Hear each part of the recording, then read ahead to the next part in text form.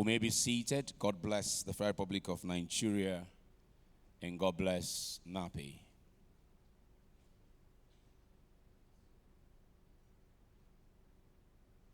Your Excellencies, very distinguished ladies and gentlemen, welcome to the 43rd Annual International Conference and Exhibition of the Nigerian Association of Petroleum Explorationists on the theme, Revitalizing the Nigerian Petroleum Exploration and Production Strategies for Energy Security and Sustainable Development. A theme that is not just a slogan, but a mandate, one that NAPE has set to encourage an agenda for a sector that must both deliver reliably for today and reasonably for tomorrow. Let me proceed by acknowledging some of our dignitaries who've joined us here to commemorate this 43rd edition. First off, as I said earlier, let's once again acknowledge the presence of His Excellency Lucky Aye Datiwa FCA, the Executive Governor of Ondo State. Your Excellency, very good morning to you, sir.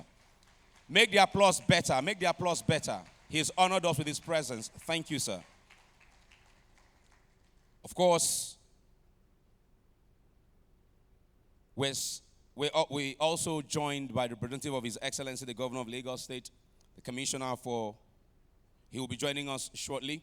Moving on, let me acknowledge the man who is truly working tirelessly for this industry from continent to continent, pushing the narrative for our country, driving investors, the Honorable Minister of State Petroleum Resources Oil, the distinguished Senator Heineken Lukobiri, PhD. Good morning, sir, and thank you for joining us.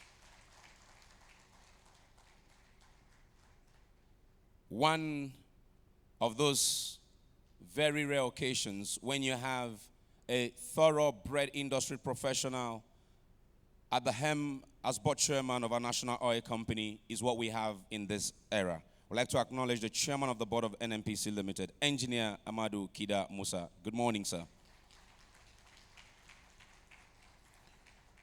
We're also joined by the representative of the Commission Chief Executive. We acknowledge the Director of Subsurface Development, Mr. Emmanuel Magjaja. Good morning.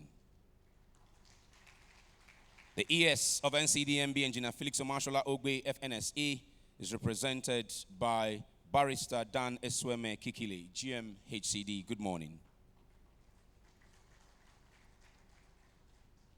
Geosciences Manager for Renaissance, but most importantly, the man whose tenure has been a successful one, our President of NAPE, Mr. John Bosco Uche, FNAPE.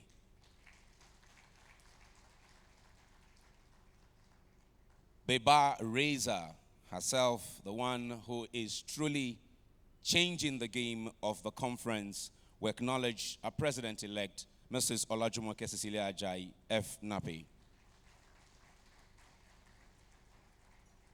Of course, I had mentioned earlier Mr. Ehi Bazwaye, the Vice President of NAPE, and indeed all the other members of the Executive Committee of NAPE. Speaking of NAPE, we'd like to also acknowledge the Chairman of our Advisory Council, one more time for Dr. Emmanuel Enu, FNAPE, and indeed all members of the Council. And for all members of the BOT, the Chair of the BOT is not here yet, but please shall we acknowledge all members of our BOT with a round of applause. Thank you very much. The President of Nigerian Mining and Geosciences Society is also here, Ms. Rose Undong, FNMGS. A very good morning to you. Thank you for joining us.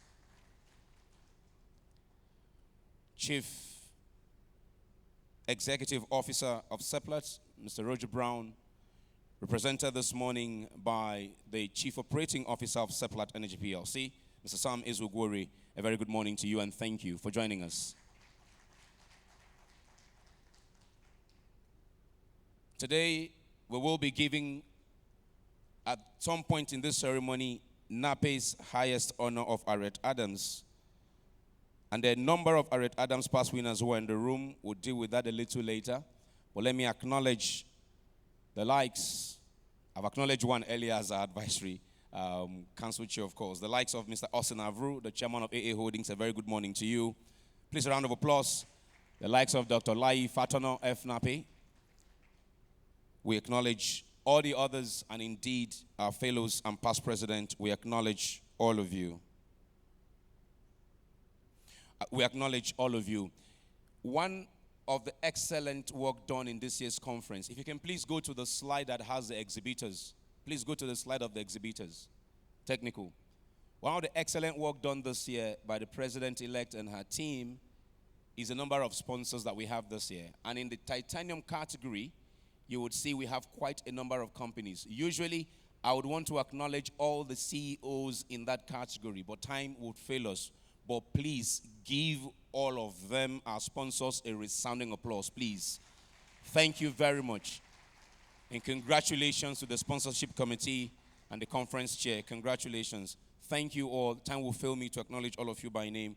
And we'd like to also acknowledge all of our exhibitors. We thank you, our distinguished participants to this year's conference, gentlemen of the press, distinguished ladies and gentlemen. My name is Richmond Osuji, and it's my pleasure to drive this opening ceremony for the next few hours. As I told you a few minutes ago, we're tweaking a little bit the agenda. So as we tweak it, it's not error, just ride along with us. But let's begin in earnest with this opening ceremony as I welcome one who I already told you one of the laudable accomplishments she's brought to bear in this year's conference is increasing the volume of sponsorship for the conference this year. One who is result-oriented and has eyes for details. Welcome the CEO of Ingencia Energies, but most importantly, the chairperson of the conference planning committee and our president-elect, Mrs. Olajumoke Cecilia Ajay F. NAPE, for her opening remarks.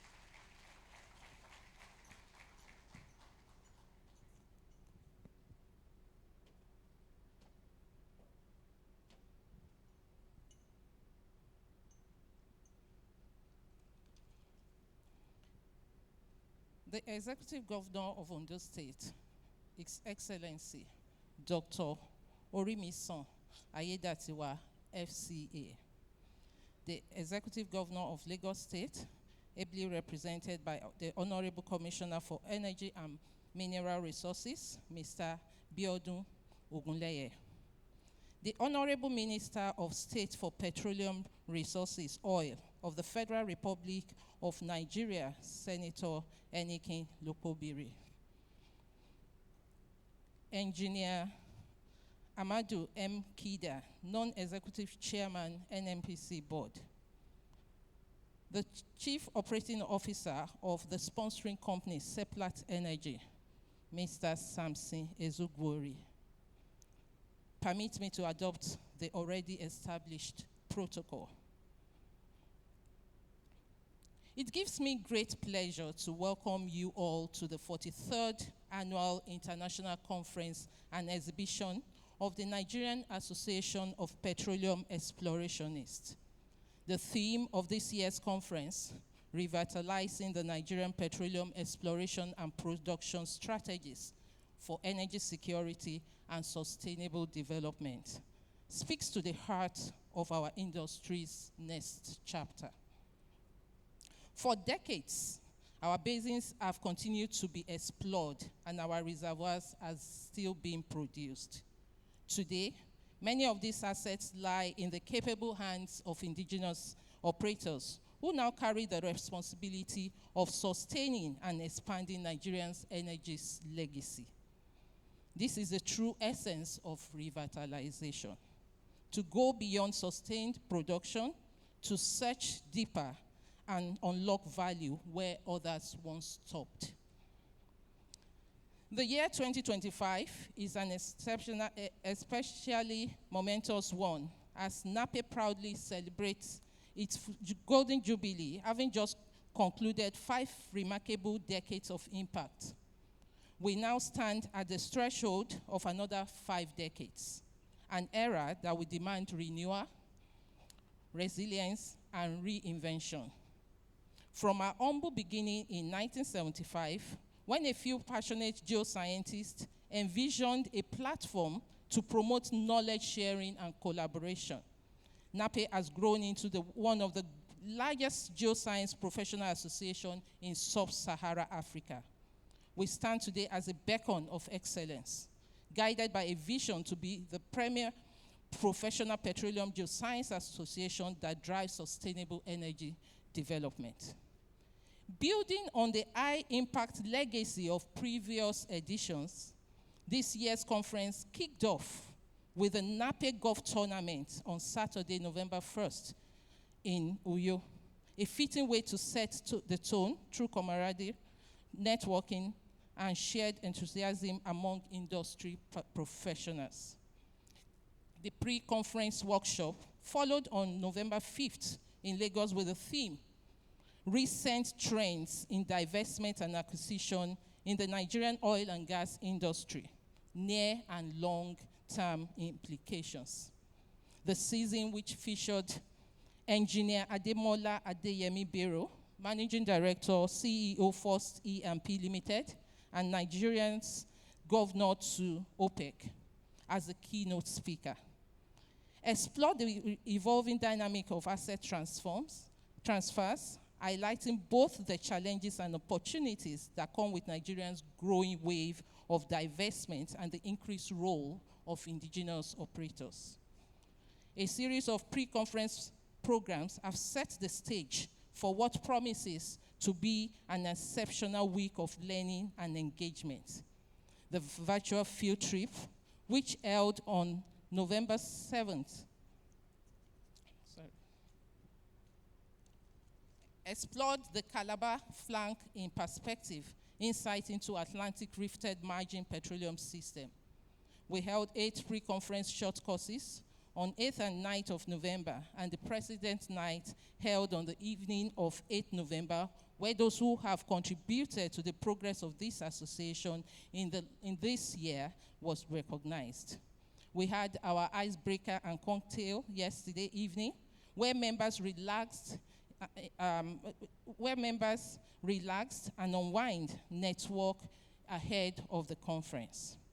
The conference exhibition officially commenced with today's opening ceremony, featuring Olu Verayan, Special Advisor to the President on Energy, as special guest of honor and keynote speaker, along with Seplat COO, who will be giving the sponsors keynote address. Later today, the All Convention luncheon will hold under the theme, Improving the Ease of Doing Business in Nigeria, with Dr. Olashupo Olusi, Managing Director, CEO of Bank of Industry, and Dr. Juliet Eyimoa, founder of Beyond Limits Africa and former Director of Google West Africa, as keynote speakers. The day also features events of young professionals and students. Tomorrow, the managing session kicks off the lined-up activities with Engineer Tony Atta, Managing Director, CEO, Renaissance Africa Energy, delivering the keynote address on driving operational efficiency and human capital development in the oil and gas sector towards economic advancement. We have other lined-up activities, and those that has to do with tech, that has to do with students. All this will be achieved in the course of this conference. Because we've spent too much time, I will try to skip some things on my speech so that we can move faster.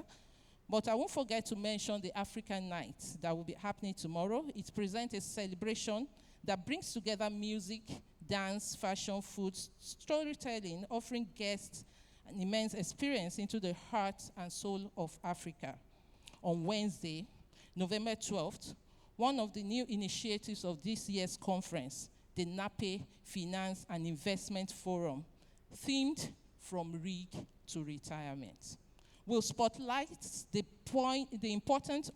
importance of structured wealth management and retirement planning for industry practitioners. In addition, the Women in Geoscience and Engineering session, themed Building a Sustainable Future Through Innovation and Leadership, we highlight the pivotal role of women in driving innovation and shaping the future of energy landscape.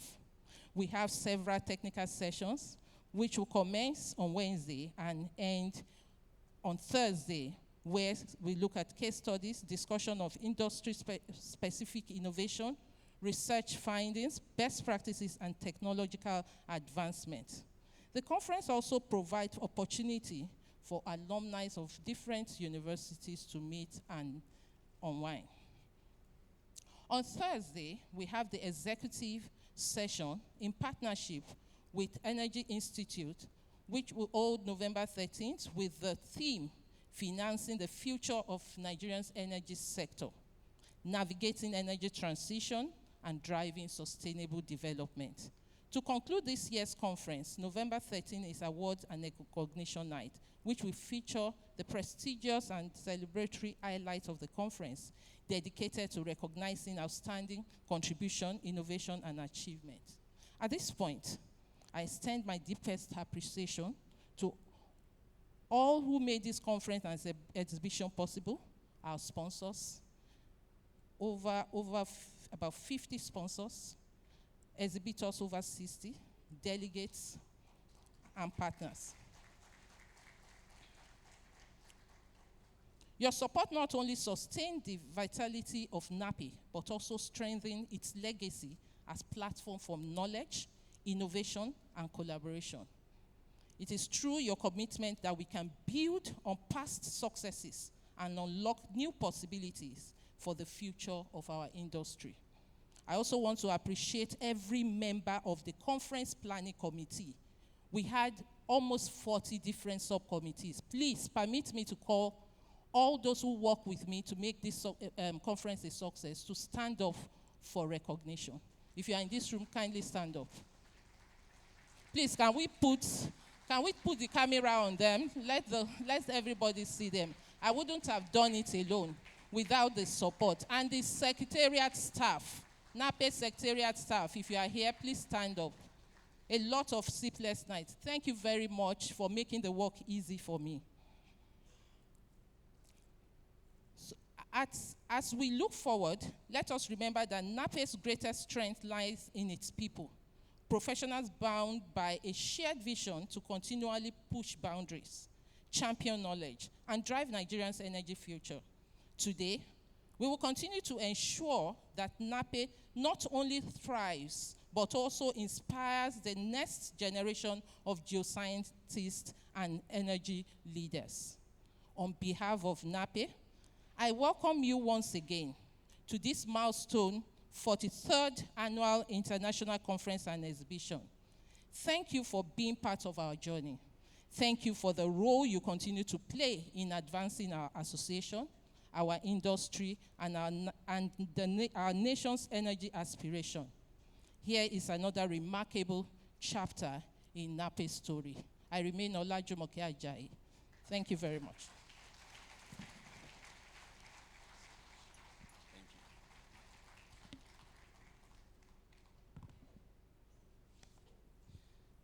Thank you very much, Chairman, Conference Planning Committee, and President-elect of NAPE, Mrs. Olajumoke Cecilia Ajayi F. NAPE, giving us in a bit of details what has happened, what to expect, and placing commendations where they truly deserve. Please give her another round of applause.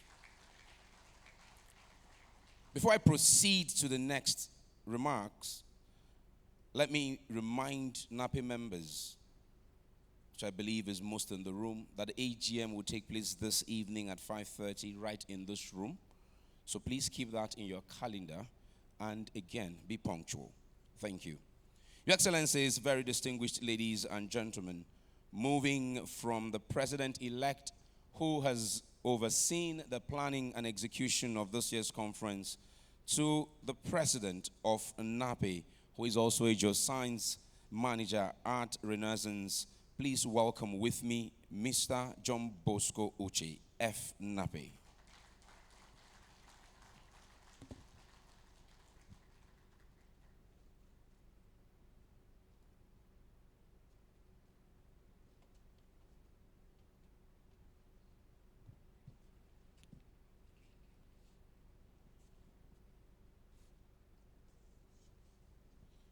Good morning, ladies and gentlemen.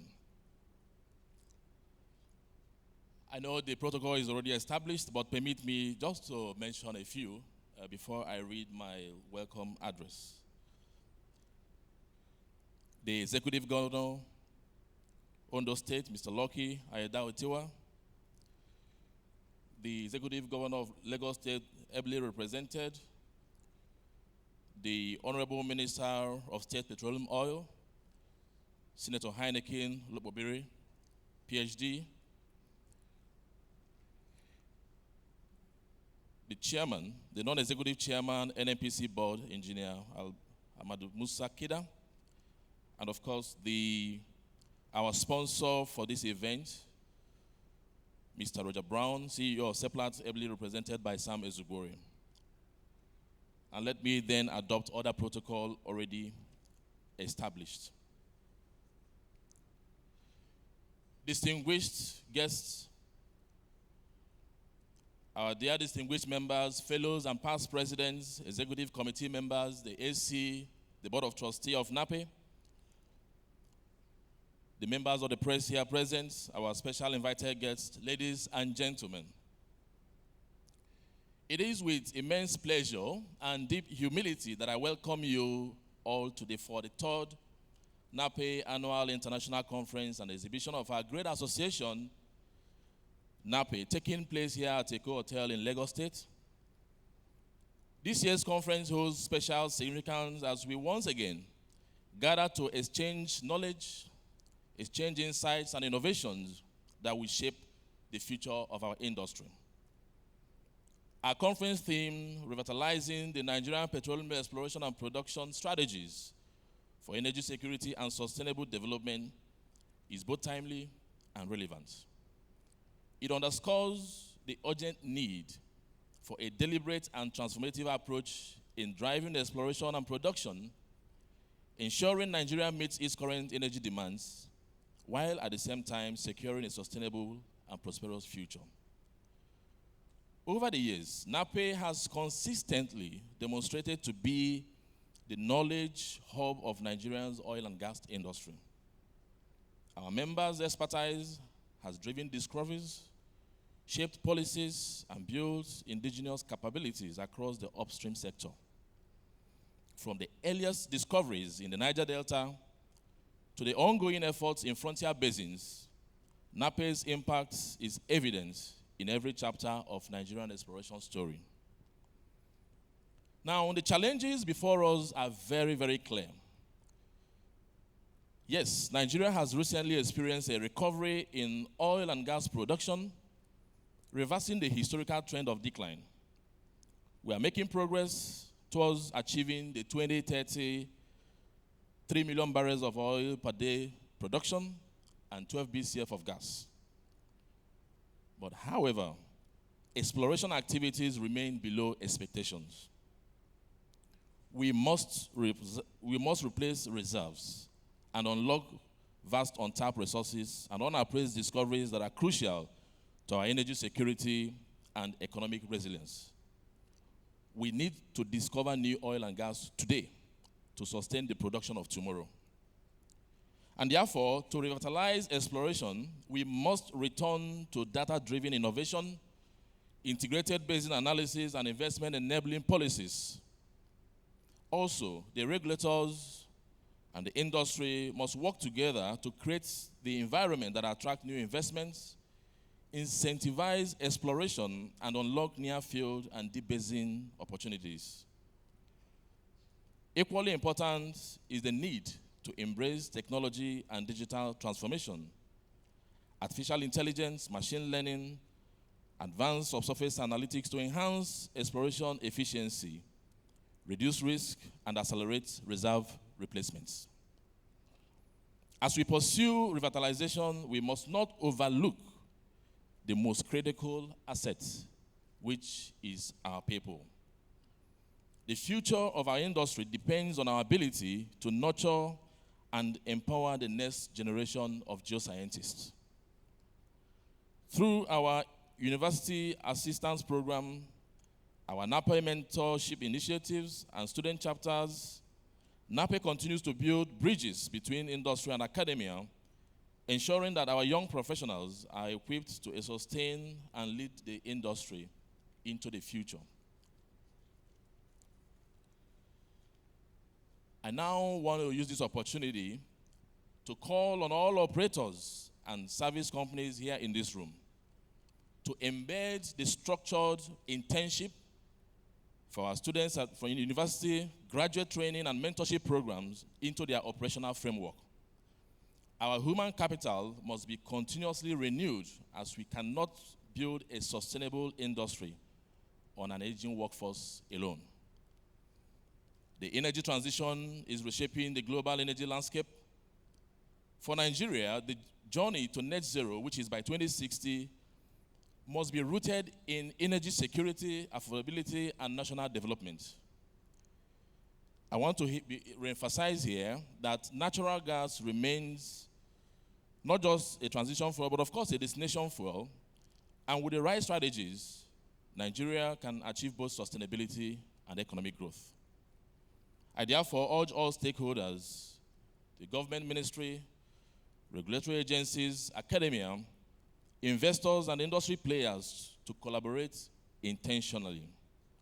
Let us leverage our collective expertise to design and implement strategies that will revitalize exploration, increase production, and ensure energy access to all Nigerians.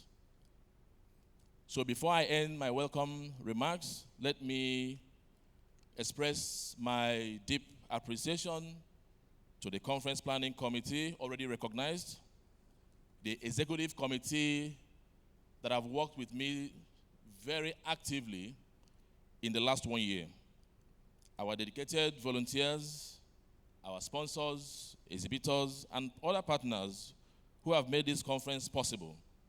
Your hard work and support have once again brought the NAPE community and the industry together in excellence.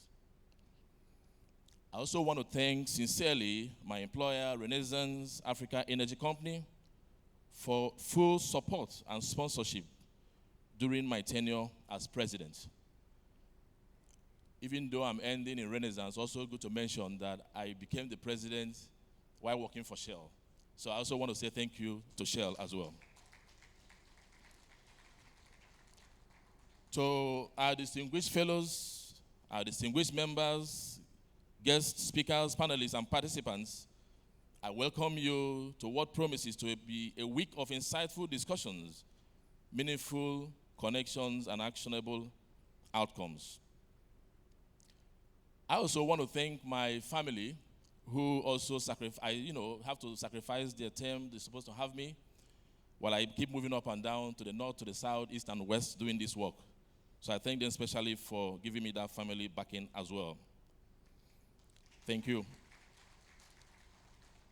Now, as I prepare to hand over the baton to my successor, actually, I think it should be in 3 days' time I will hand over.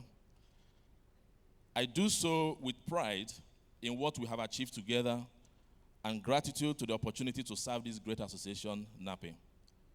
The journey continues, and I'm confident that NAPE's next chapter will continue to be very, very impactful. Together, let us revitalize, let us rethink, let us reignite the strategies that will drive Nigerians' energy future for energy security, sustainable development, and national prosperity. Thank you, ladies and gentlemen, and welcome to the 43rd NAPE Annual International Conference and Exhibition. John Bosco Uche remains my name. Thank you very much.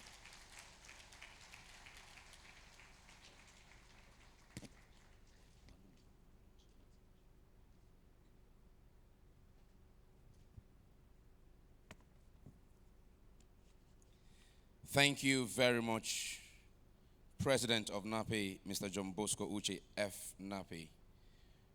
When I introduced him in a former role when it was Shell.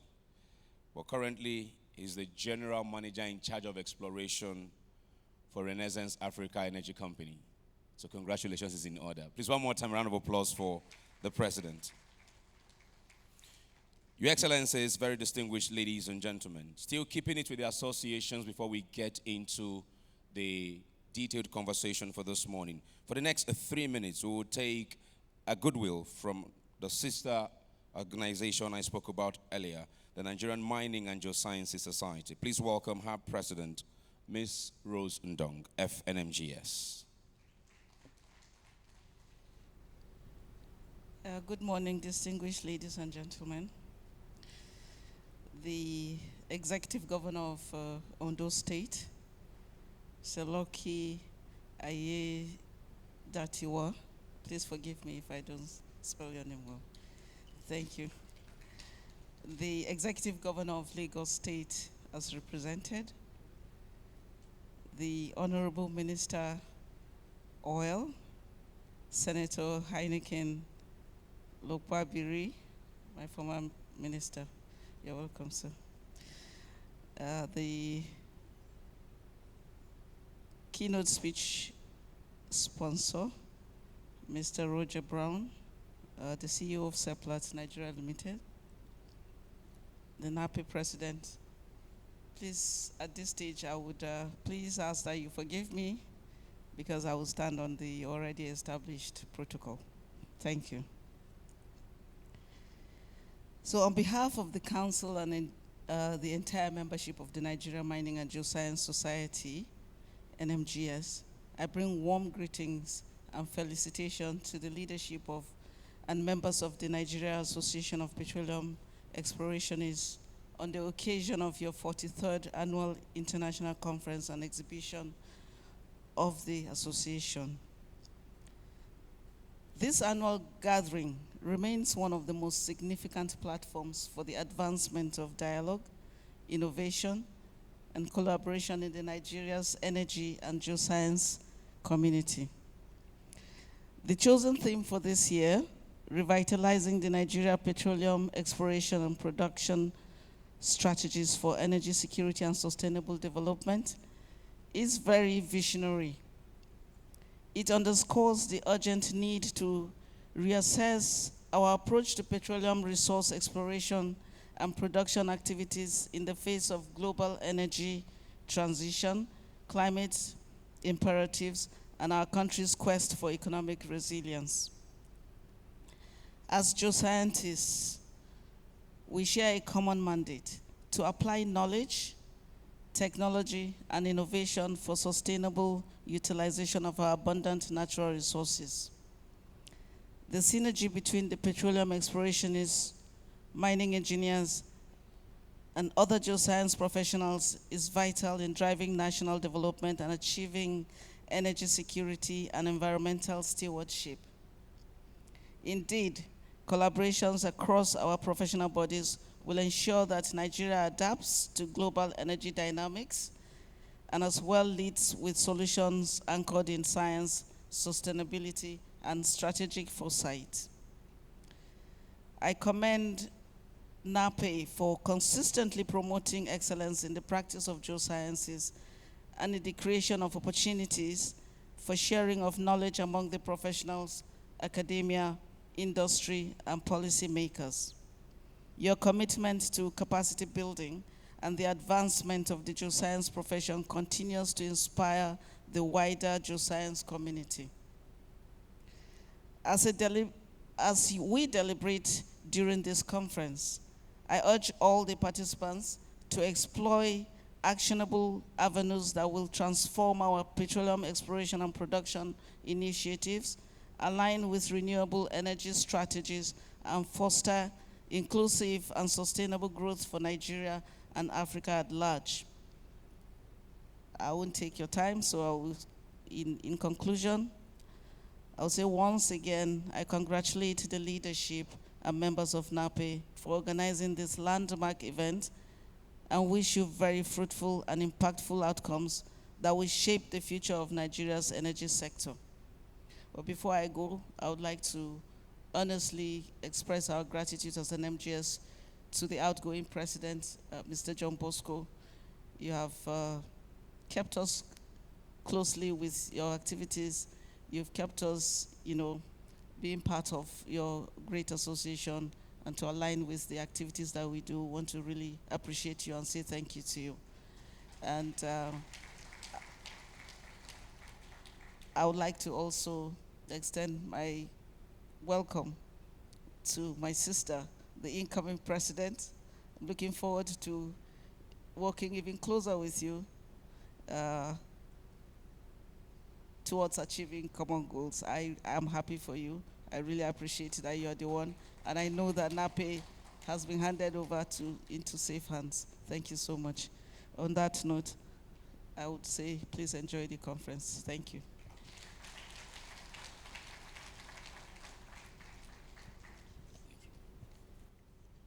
Okay, thank you very much. President NMGS, Ms. Rose Undong, FNMGS.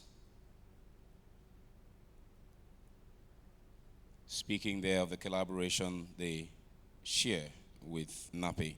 Let's please give her one more round of applause. Your Excellencies, distinguished ladies and gentlemen, we now move over to remarks from our sponsors for this opening ceremony. But before I get there, let me quickly acknowledge the presence of one of our speakers for the All Convention luncheon that will be happening after this opening ceremony. Founder and Chief Executive Officer of Beyond Limits Global and former Director for Google in West Africa, Dr. Juliet Ehimon. Very good morning to you. Thank you for joining us.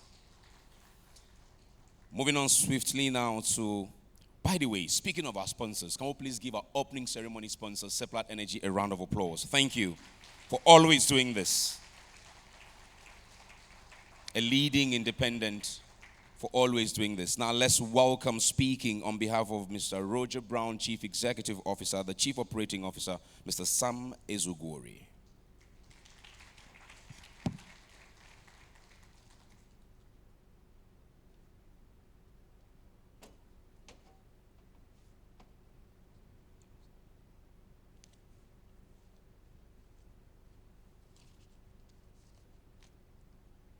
Your Excellencies, distinguished ladies and gentlemen, a very good morning to every one of you. And please permit me, just for the interest of time, to stand on the very well-established protocol by Richmond. Richmond, let me just also make a little bit of amendment. When you introduce me the next time, please remember to say FNAPE.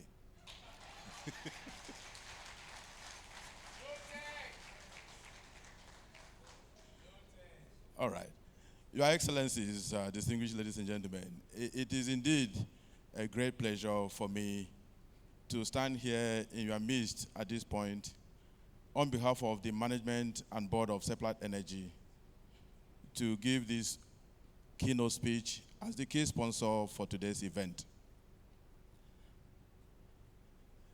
Let me also say up front, before I read Roger's speech, that never mind. I think let's just go with our slides. It is indeed an honor for me to always and every now and again wear Roger's shoes. I've begun to extend my toes and my legs just to fit the shoes appropriately.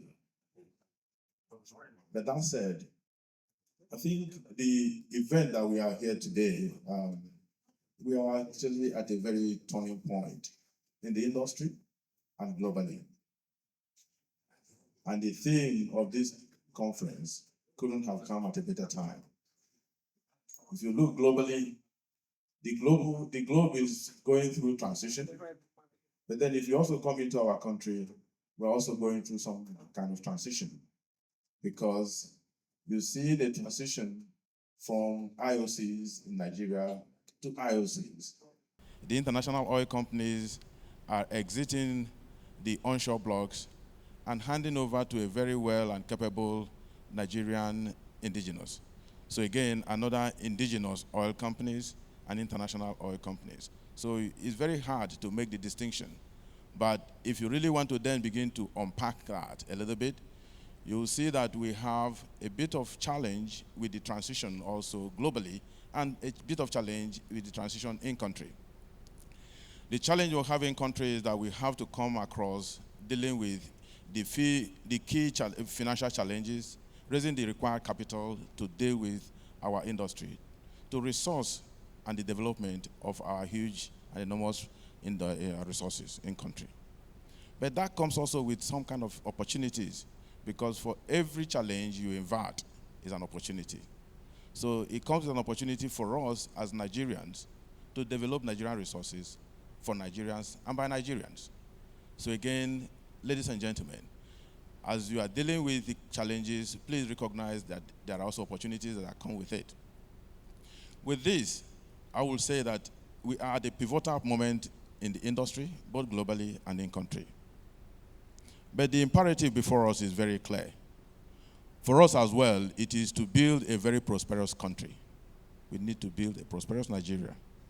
And that can come if you also then begin to look at Nigeria as a nation today. Before the end of this year, I think the experts say that our country is growing in population. We will achieve 240 million people by the end of this year. Right or wrong, maybe you can take out a few percentages. But then projection is that we're going to get to about another 400 million people by 2050. It then begins to scare you. There is no prosperous nation in the world that is short in energy. So what does that mean for us as a country? Today, we have over 70 million people living without access to energy, and quite a number of our people also living and still cooking with biomass. That means that we are also not very good stewards of the environment. Okay. Now they are trying to make me use slides. If you go to the next slide, you will see what I'm trying to speak to.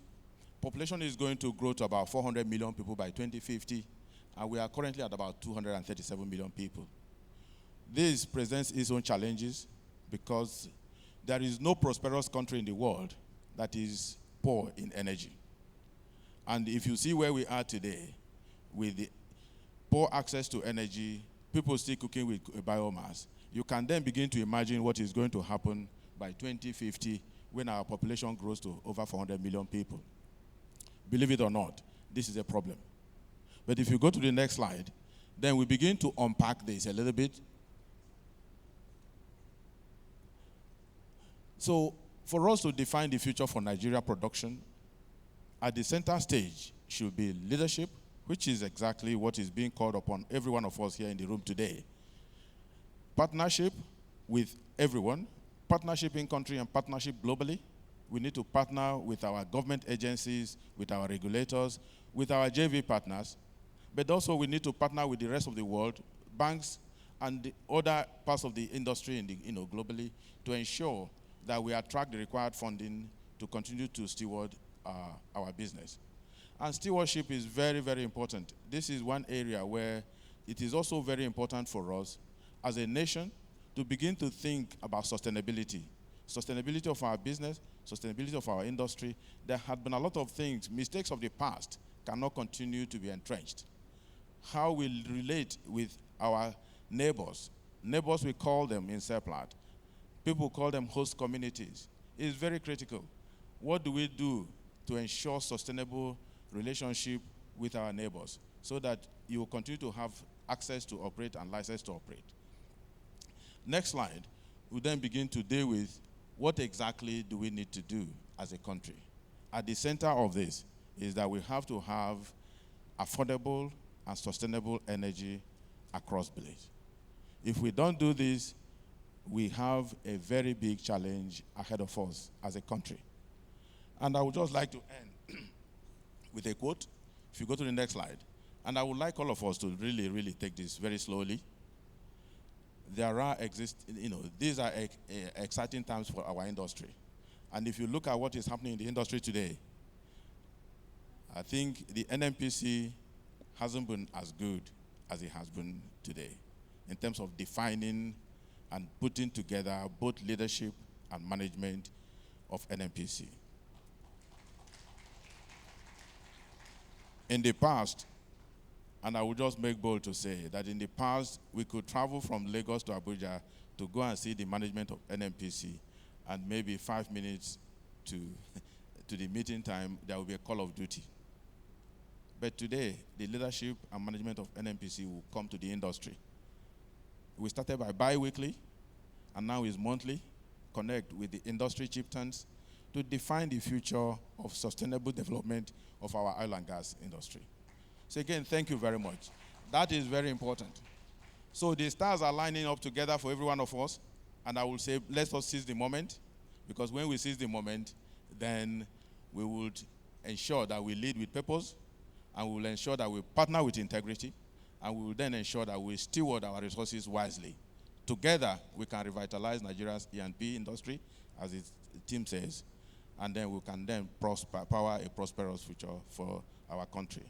I would then like to end by saying that Seplat remains committed towards support and sponsorship of NAPE going forward. Thank you very much.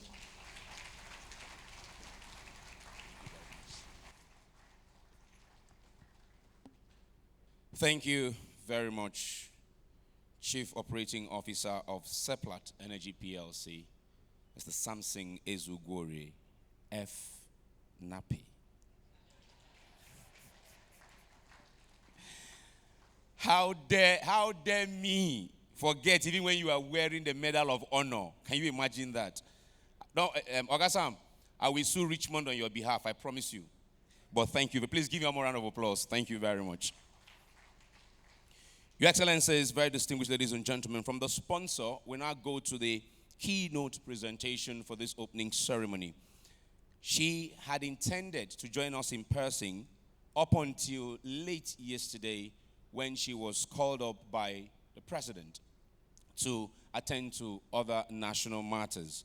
But because of her commitment to not just the industry, but to NAPE and this conference, she decided that she would join us virtually to give her keynote for this particular opening ceremony. I speak of the special advisor to the president on energy, Mrs.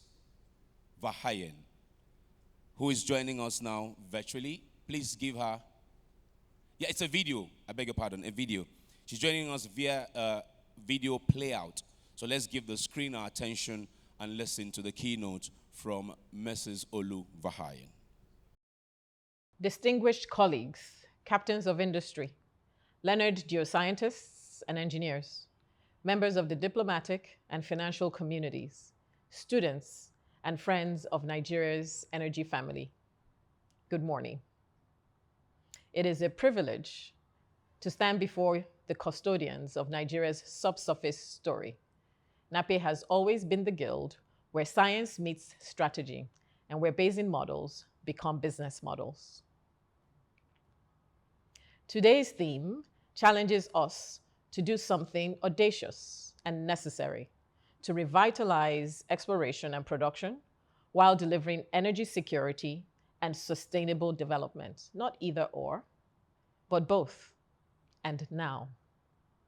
To frame this conversation, I return to 4 simple words, the 4 R's, I call them: reserves, revenues, reliability, and responsibility.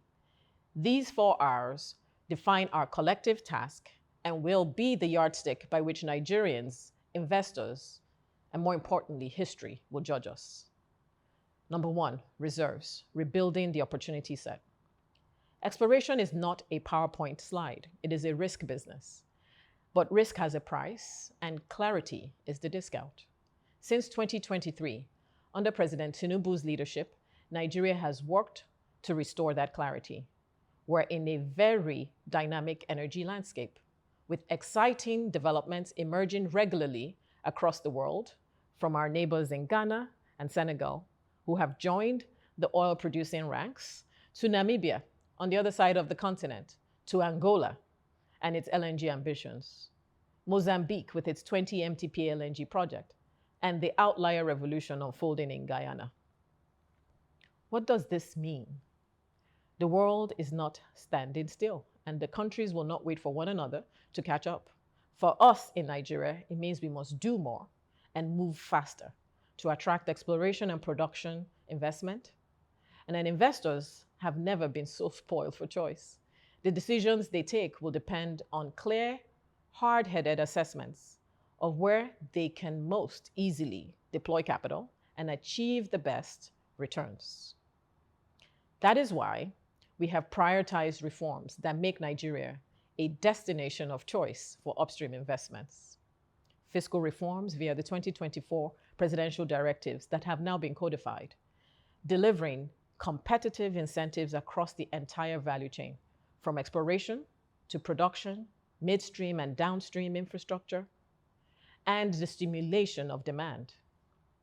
We are incentivizing cost efficiency and streamlining approvals to shorten the cycle from discovery to FID. Number two, engaging in portfolio optimization that will enable credible investors to acquire and operate assets efficiently while upholding local content and HSE standards. Number three, legal and regulatory reforms with improvements that clarify the scope of the distinct regulators for the upstream and midstream operations. The unshackling of our national oil company into a commercially driven global player. The modernization of local content rules to reward performance, technology transfer, and competitiveness, ensuring Nigerian companies and talent are not just participating, but they're excelling on a global stage. Our focus is therefore twofold: frontier ambition, greenfield projects, and brownfield optimization.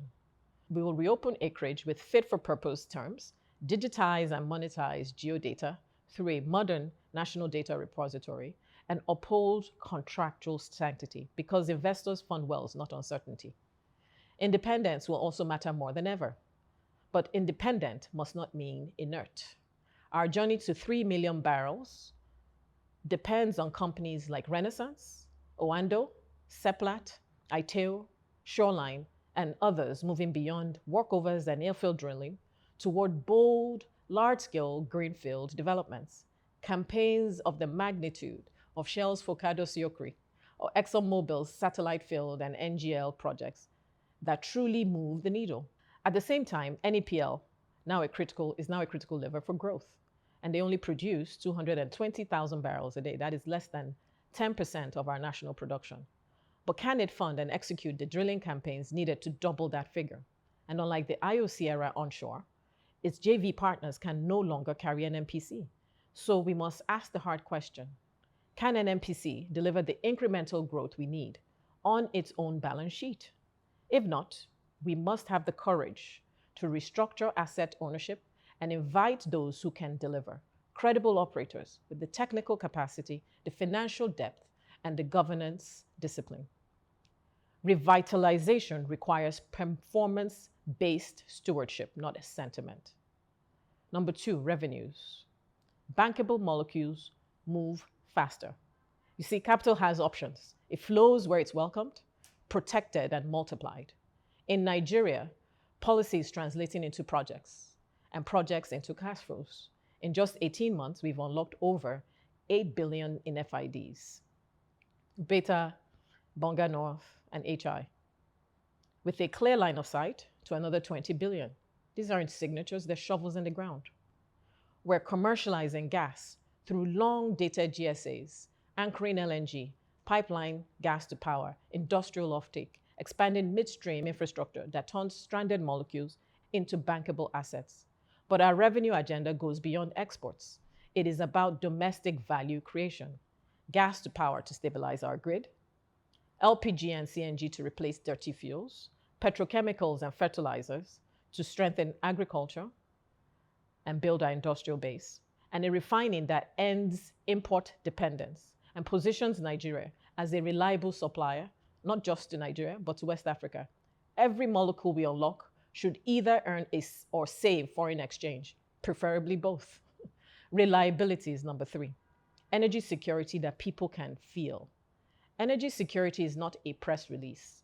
It is a promise kept at 6 a.m. when a mother turns on a light, and at 6 p.m. when a bus fleet refuels with electricity or affordable CNG. Reliability rests on 5 pillars. Number one, feedstock security, locking in gas for LNG and domestic market through multi-year GSAs. 2, approvals discipline. Deadlines are now performance contracts. Missed clocks trigger escalation or deemed approvals. Number 3, network integrity. Drone surveillance, fiber leaks detection, and rapid response enforcement protect our pipelines. Number 4, our power sector liquidity.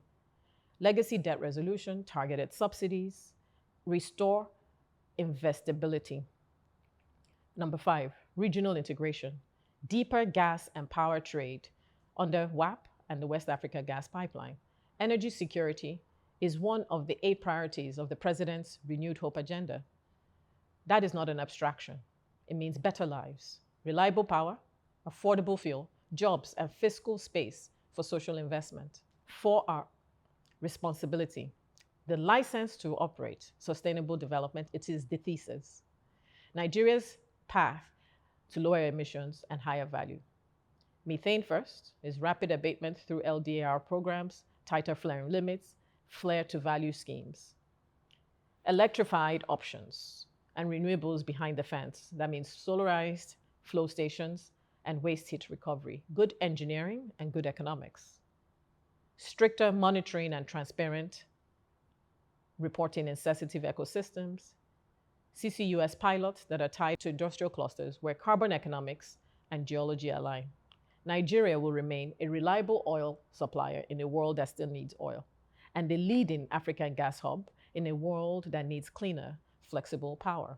We're not choosing between development and decarbonization. We're choosing development via decarbonization levers that pay back. We're learning from our peers. Earlier, I spoke about Ghana and Senegal, and others moving swiftly to seize opportunity. Across Africa, 2 playbooks stand out: speed and clarity in Senegal. Transparent frameworks and timely decisions turned discoveries into production in record time. Scale and stability in Libya. Clear operational mandates and secure corridors are restoring volumes and investment. Our edge is our market size, our subsurface wealth, and our human capital. Our responsibility is to match it with discipline, transparency, and execution velocity.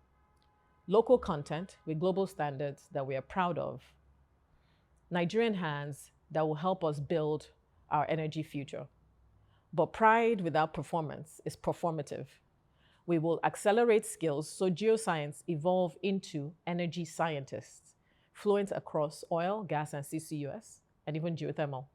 We will strengthen vendor programs that reward delivery, safety, and cost discipline, and support indigenous independence through transparent farming and out processes, and patient domestic capital. A compact for the future. If government brings clarity and industry brings capital and discipline, Nigeria will be Africa's lowest risk, highest return energy story. In 12 months, when we gather again, judge us by a simple scorecard: new exploration commitments and wells spotted, reserves additions and tie-ins, GSA signed and molecules delivered, flare volumes down and methane intensity down, product supply stability up, outages down, a visible approvals clock and shorter cycle from concepts to FIDs. As we chase these numbers, let us remember why they matter. When we gather at convenings like this, we must never forget that the people of Nigeria are the why. All our science, models, and technologies find their ultimate meaning in how they improve Nigerian lives. In farmers who can afford fertilizer, in households that move from firewood to clean cooking gas, in industries that are powered by reliable energy, and in young engineers, men and women alike, who find opportunity and dignity in building their nation's future. Energy security is not just about electrons or molecules. It is about possibility. It is about ensuring that every Nigerian child can aspire to a brighter tomorrow, powered by the work that we do today. NAPE, you remain the conscience of our subsurface, the science, the skepticism, and the stubborn optimism our country needs. Government will match your rigor with resolve. Industry will match your talent with investment. And together, we will deliver the 4 Rs: reserves, revenues, reliability, and responsibility. Nigeria's energy story is not at a sunset. It is daybreak. Thank you. God bless the Federal Republic of Nigeria.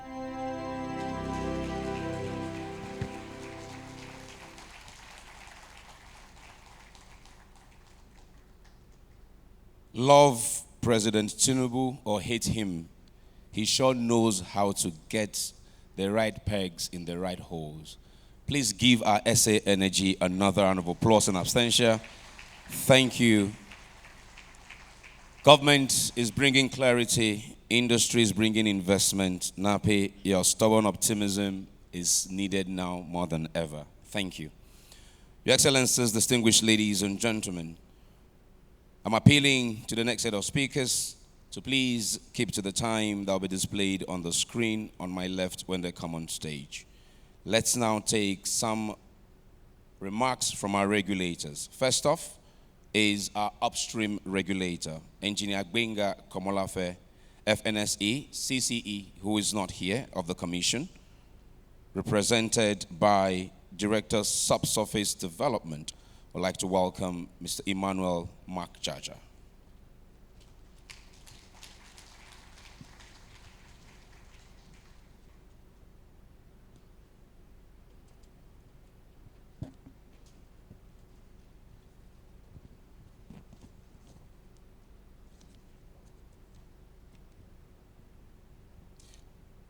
The Executive Governor of Ondo State, His Excellency Lucky Aiyedatiwa, the Executive Governor of Lagos State, ably represented by the Honorable Commissioner for Energy, the Honorable Minister of State, Petroleum Resources, Oil, distinguished Senator Henokin Lekpobri, outgoing President of NAPE, incoming President of NAPE, distinguished Captain of Industries, respected investors, business leaders, esteemed presidents of professional associations, members of the press, and fellow colleagues. Kindly permit me to, on behalf of the Commission Chief Executive, send his regrets for not being able to make it personally because of the calling of other national assignments. Speech being delivered here is from him, but through my voice. It's a great honor to address this year's NAPE conference, an event that has grown into innovation and scientific excellence, uniting geoscientists, policymakers, investors, operators to shape the energy destiny of Nigeria in particular and Africa as a whole. I commend NAPE's leadership for fostering professionalism, technical capacity, innovation, and strengthening Nigeria's competitiveness in the global energy landscape.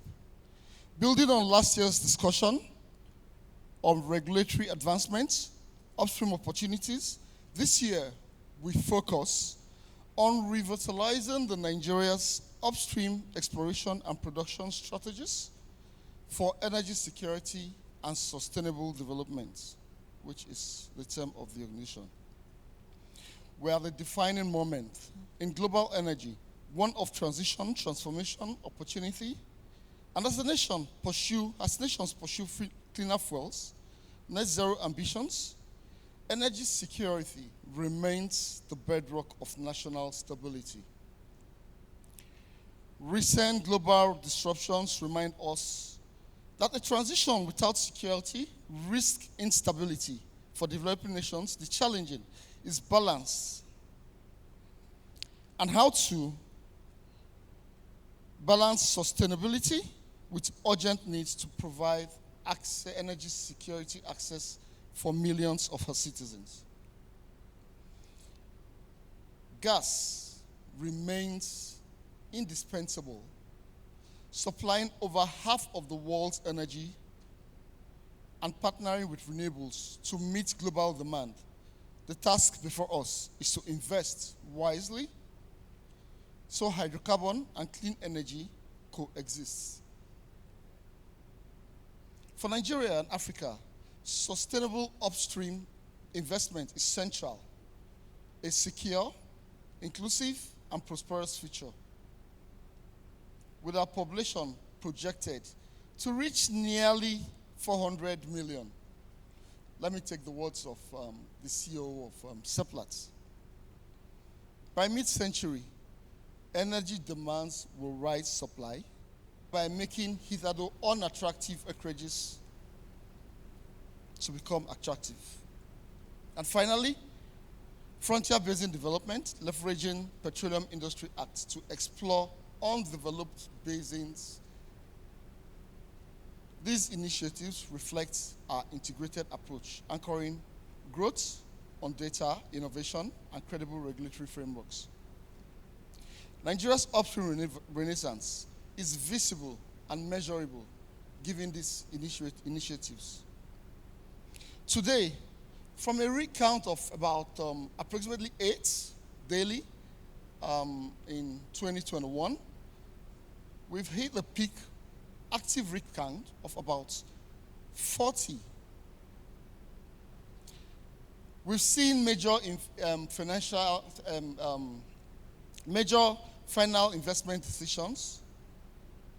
Examples: the $5 billion Bonga Knot, the $500 million Ubeta gas, the $2 billion Shell's HI gas, and a whole lot of others, accumulating to about 2 trillion standard cubic feet of gas.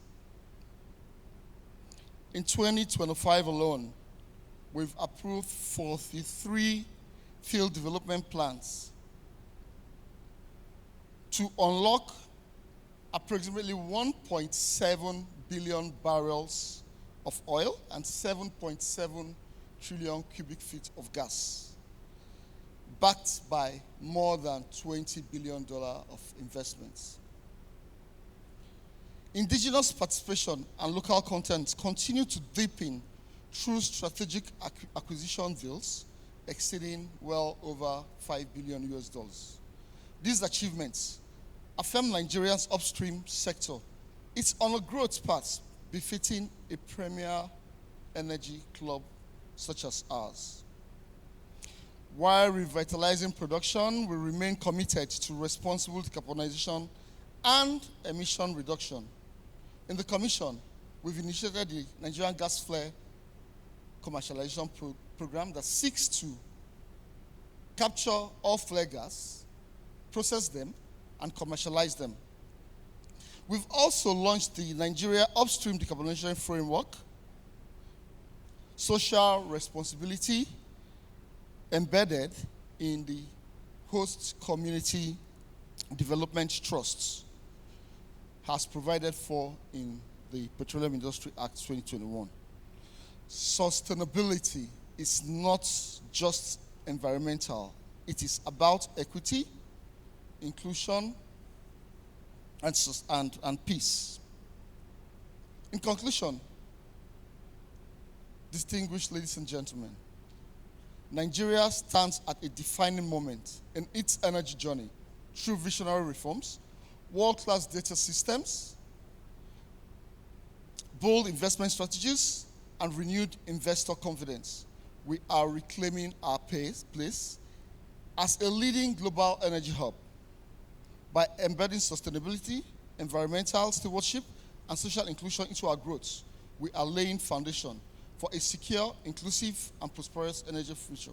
It is now the time to advance our initiatives from continuous licensing, Project 1 million barrels, frontier exploration, and deep offshore development, so that Nigeria and its investors alike can reap the rewards of shared prosperity. Once more, I want to thank the leadership of NAPE for continuing to grow this platform where innovation and ideas are shared. I wish us all a fruitful deliberation. Thank you very much. God bless you all.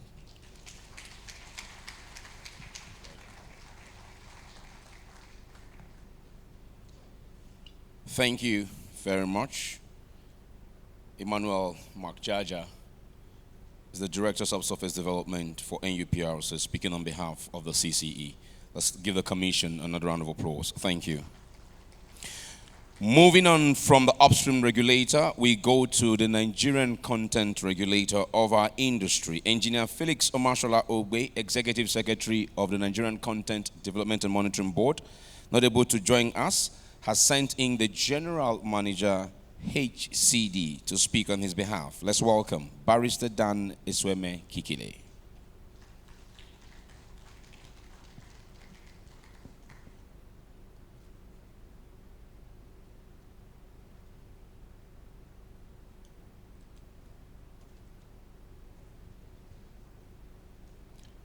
Thank you, Richmond.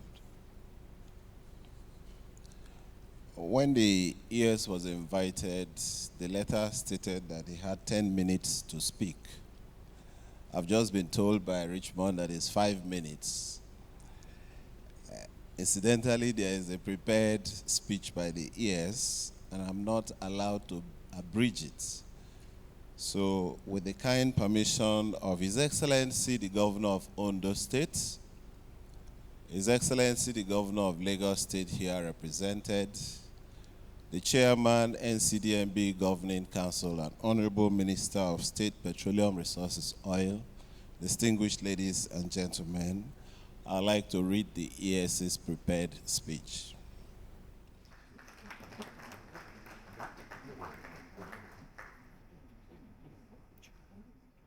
Thank you, Richmond. When the ES was invited, the letter stated that he had 10 minutes to speak. I've just been told by Richmond that it's 5 minutes.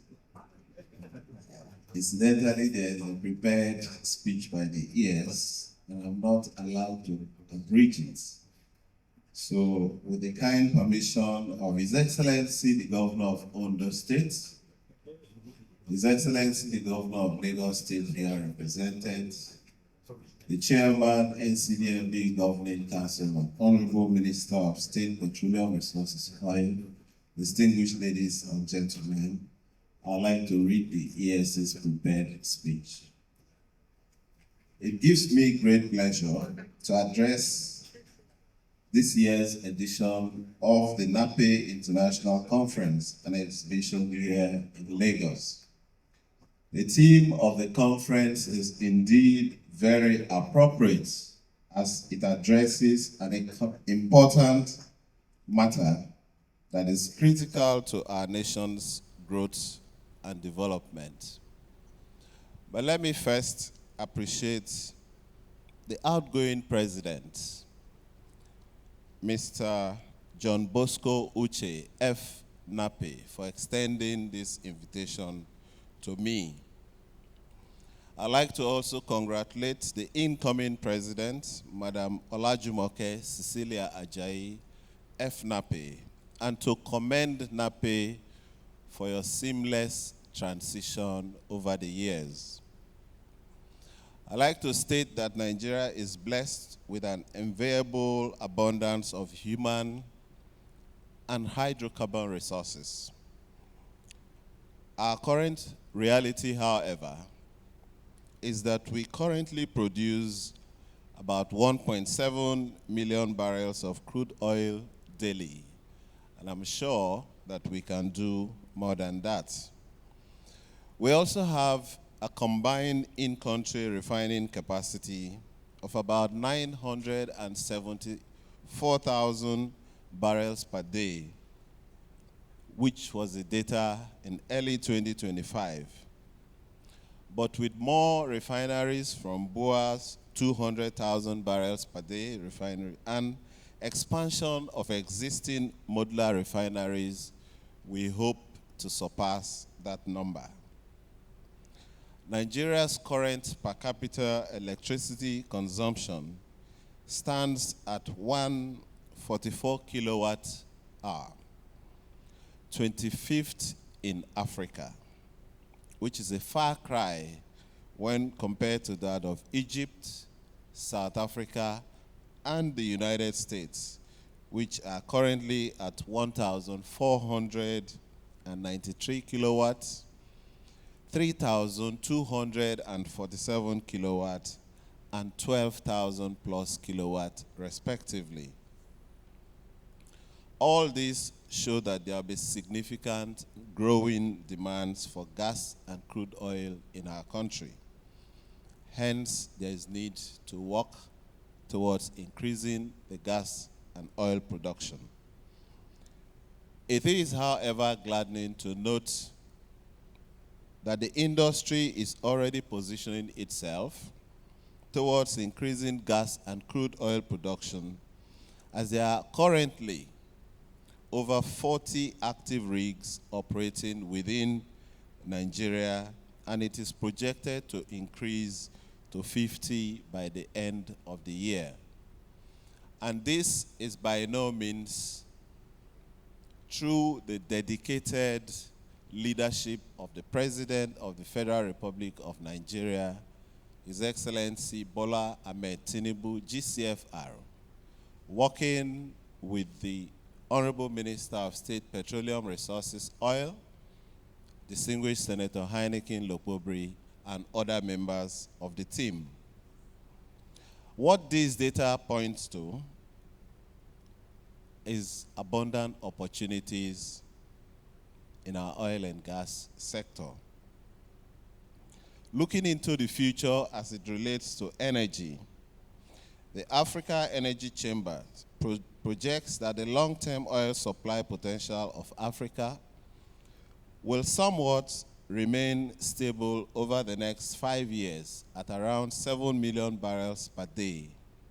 Nigeria and Angola will lead in this growth.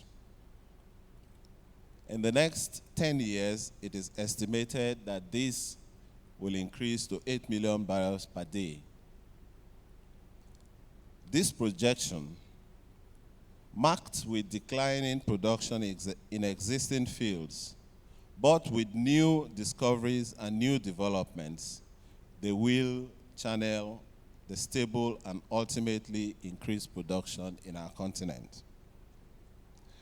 Of particular mention is the fact that the AEC identifies Nigeria as the major contributor to the unrisked side of production, which is made up of many large offshore projects that are currently awaiting FID in our country.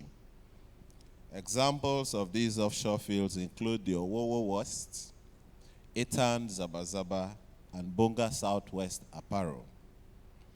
And we know that with the leadership in the oil and gas sector, led by the President and closely working with the industry through the Honorable Minister of State Petroleum Resources, we are going to unlock the potentials that exist. Demand for natural gas is projected to grow to about 4,700 BCM by the year 2030. This represents about 9.3% increase from the 2025 demand, which is about 4.300 BCM. The data also shows that while current production from existing fields will decline, new discoveries and new field development will mostly be responsible for the increased supply. This therefore underscores the need for deliberate and conscious requirement to develop new fields to take advantage of the increasing demand for natural gas, as it will provide a better market positioning for Nigeria. At the board, we will act as partners in progress by providing the needed support that will drive investment in exploration and production activities. Local content will continue to play a significant role in streamlining the contracting cycle in the oil and gas industry.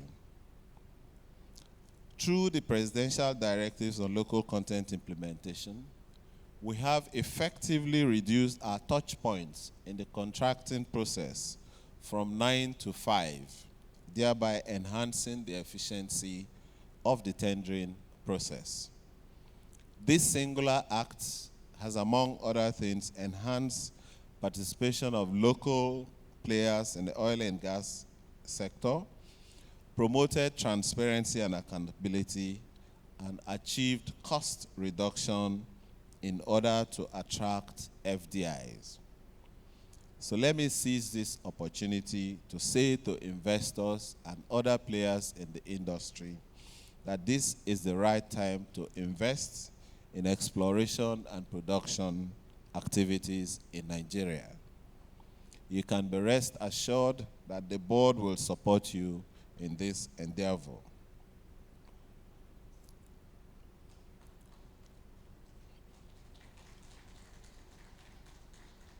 It is important to state that enhancement of the regulatory framework and implementation of sustainable practices will help our oil and gas production. Other factors such as availability of low interest and long-term funding and the proper pricing of energy will be the key consideration for attracting investors into our industry. For NCDMB, we have established the Nigerian Content Intervention Fund in partnership with BOI, Bank of Industry, and the Nigerian Export-Import Bank, NEXIM. The fund offers low interest, long-term funding for supporting local service companies seeking to execute projects in the oil and gas industry. We have also recently introduced a focused and targeted human capacity development training program in what we refer to as the Oil and Gas Field Readiness Training Program. The program is targeted at training 10,000 young Nigerians in critical skilled areas to service the oil and gas industry. 2, in partnership with BOI, we have the low interest, long-term Nigerian Content Fund. 3, we have reduced our process touch points to facilitate the quick and timely approvals. We therefore request NAPE, as the leader in geosciences and geology, to partner with NCDMB to ensure that our targets as a country to produce over 2 million barrels per day is achieved expeditiously. I thank you all for your rapt attention, and God bless the Federal Republic of Nigeria.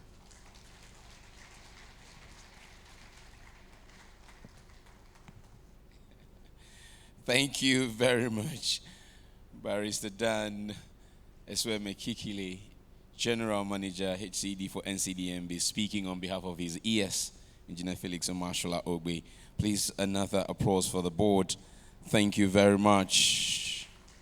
Your Excellencies, very distinguished ladies and gentlemen, we are gradually coming to the end of this opening ceremony. Following this reminder, we will take the address from the board chairman of NNPCL, and following that, we'll invite the chairman of the Rapporteurs Committee, who would come and take a few minutes to do a tradition, which is give a quick recap of what happened at the pre-conference, and then invite the president of the Cabo ceremony. An honor the best NAPE can give will be done a man here today. Following that, it will just be a quick vote of thanks from our president-elect, and then the anthem or the pledge will close the opening ceremony, and we'll proceed to cut the ribbon and tour the exhibition. Indulge us, we're almost there. Let's move on now to the chairman of the board of NNPC Limited. Please welcome Engineer Amadou Musa Kida.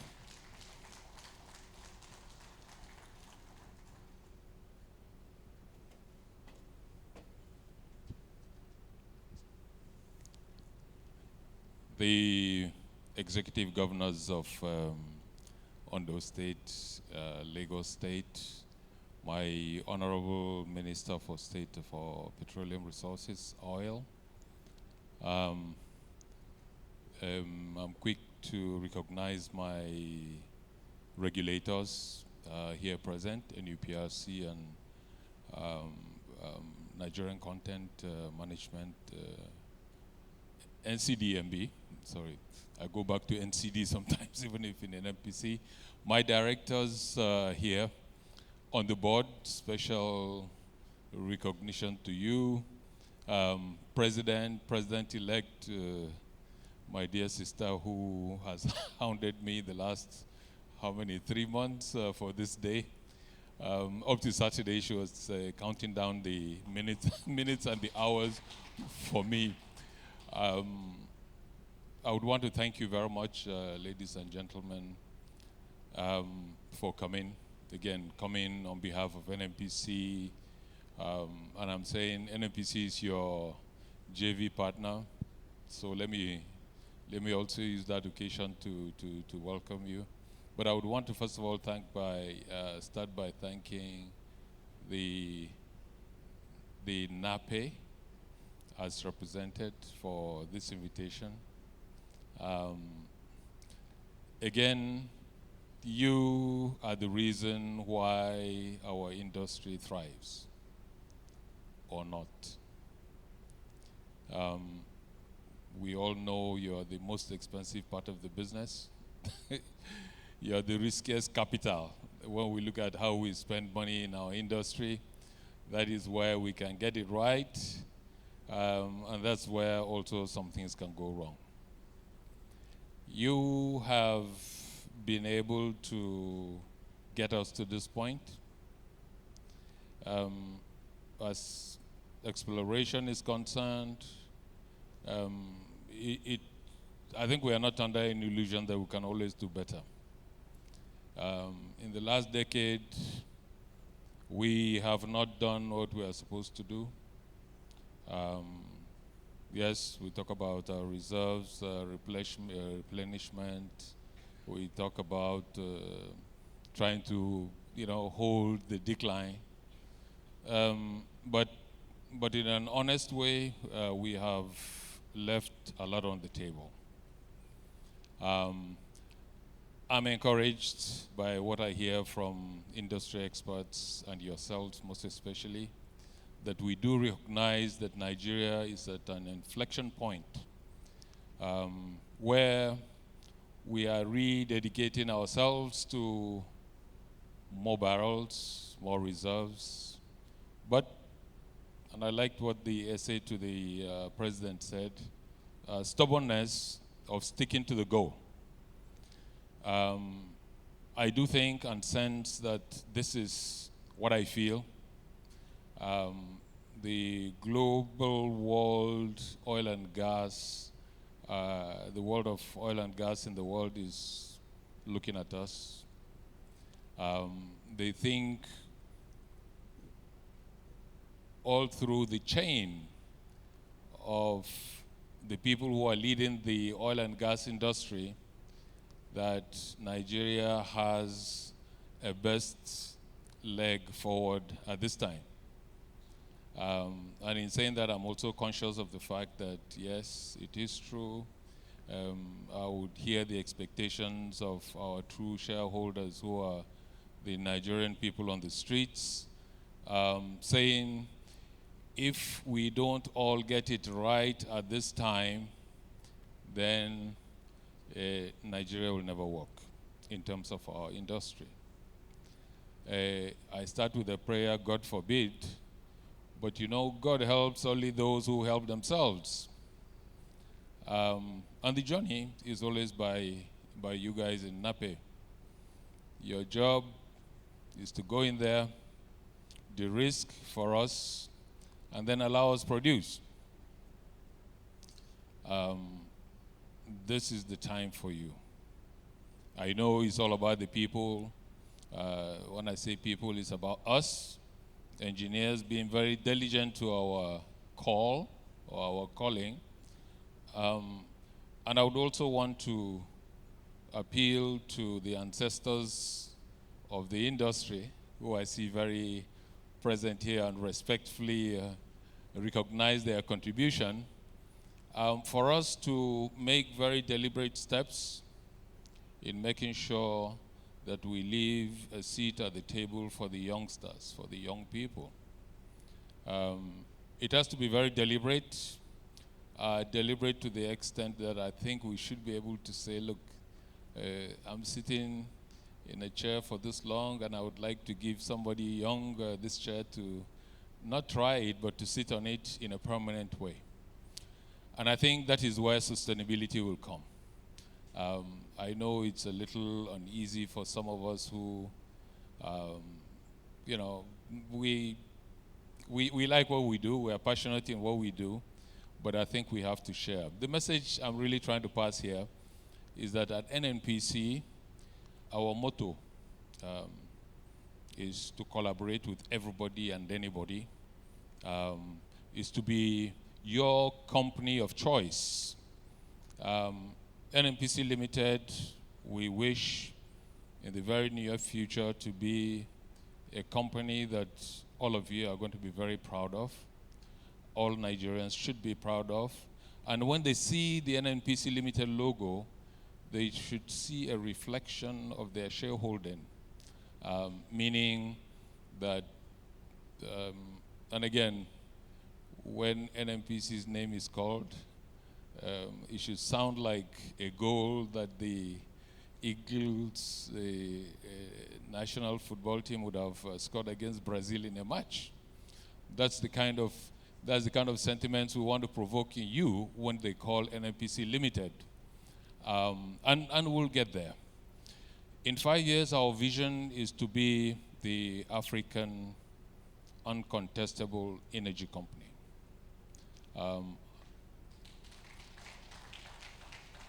And that means everything. But like I said, everything starts from you guys too. Exploration, exploration, exploration. I know you'll hear drill, baby drill, and all that, but you guys determine what we drill.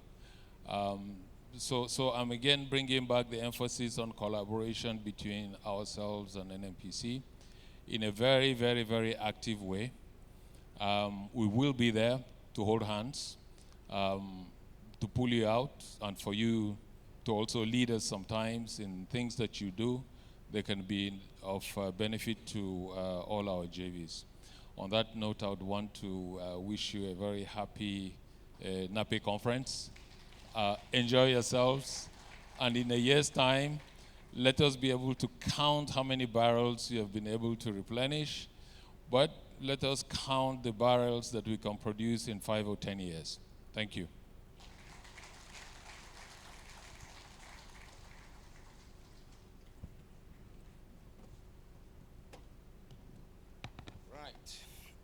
Thank you very much to one of our special guests, the non-executive chairman of the board of NNPC Limited, Engineer Amadu Musa Ikida. Please give him another round of applause. Thank you very much. As a master of ceremonies, we are people under instruction, and I've been directed by my president-elect to one last week on my program and give a few minutes to another sister association before I proceed, and this time an association of service companies, the Petroleum Technology Association of Nigeria, whose financial secretary is here representing them. Please welcome Mr. Akin Oshuntoki. He's also the CEO of Richardson Oil and Gas.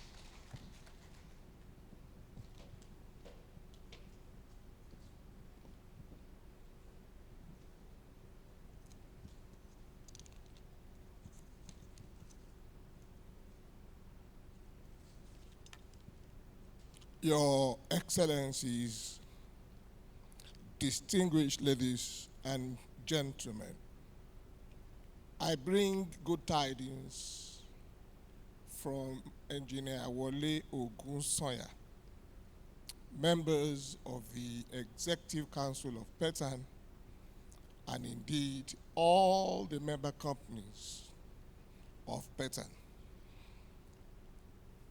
It is a great pleasure to join you at the 43rd Annual International Conference and Exhibition of NAPE. We commend the leadership and members of NAPE for their continued commitment to advancing geoscience, promoting innovation, and sustaining professional excellence within our industry. This year's theme speaks directly to the heart of our national energy conversation, revitalizing Nigeria's exploration and production efforts is essential if we are to strengthen energy security, attract investment, and ensure sustainable growth in a changing global landscape. For Petan, her vision has always been very clear: to deepen local participation, enhance indigenous capacity, and ensure that Nigerian companies are not just contributors, but leaders in the oil and gas value chain.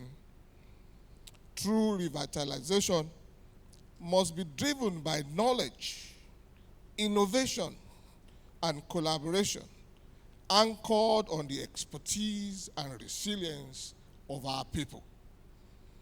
We believe that the partnership between government, industry, and professional bodies such as NAPE remains vital in achieving a robust and competitive energy sector.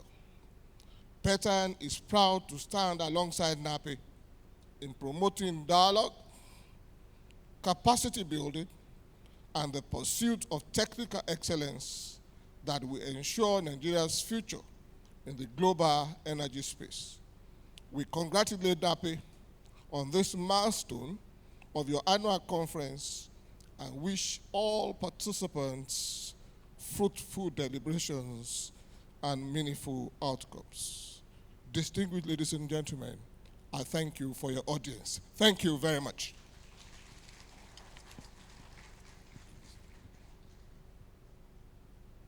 Thank you very much, Mr. Akin Oshuntoki there, Financial Secretary for Petan, speaking on behalf of Engineer Wale Ogunsoya, as the chairman of the body of service contractors. Please give them a round of applause. Thank you. Your Excellencies, very distinguished ladies and gentlemen, the tradition here at NAPE is before the conference, a pre-conference workshop takes place where topical issues are brought to the front burner, a communique is put together and handed to the authorities that are concerned, and in this case, the Ministry of Petroleum Resources. To give us a brief recap of what went down a few days ago is Seplas David Anomeze, the chair of the Rapporteur Committee. Please a warm applause as he walks us through a few minutes of the recap.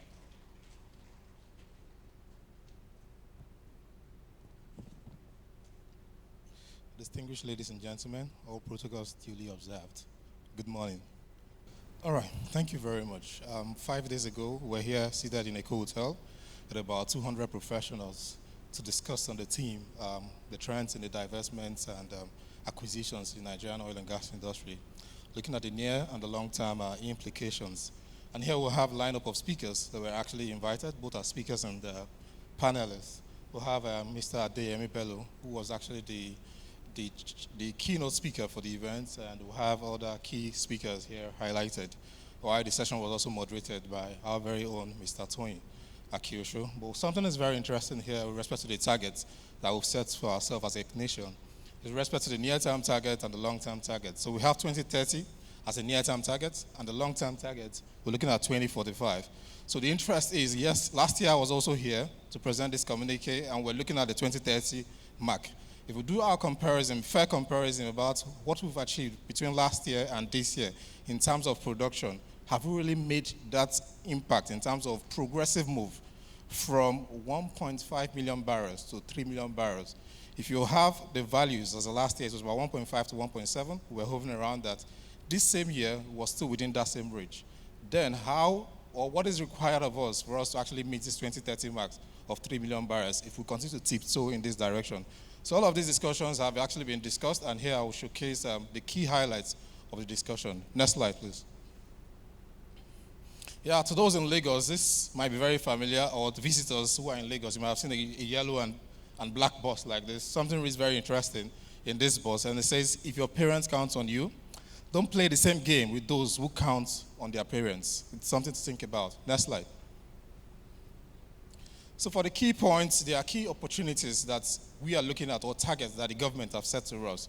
Number one is that we're looking at building a $1 trillion economy by 2030. And the oil and gas sector is going to be a significant contributor to that sector.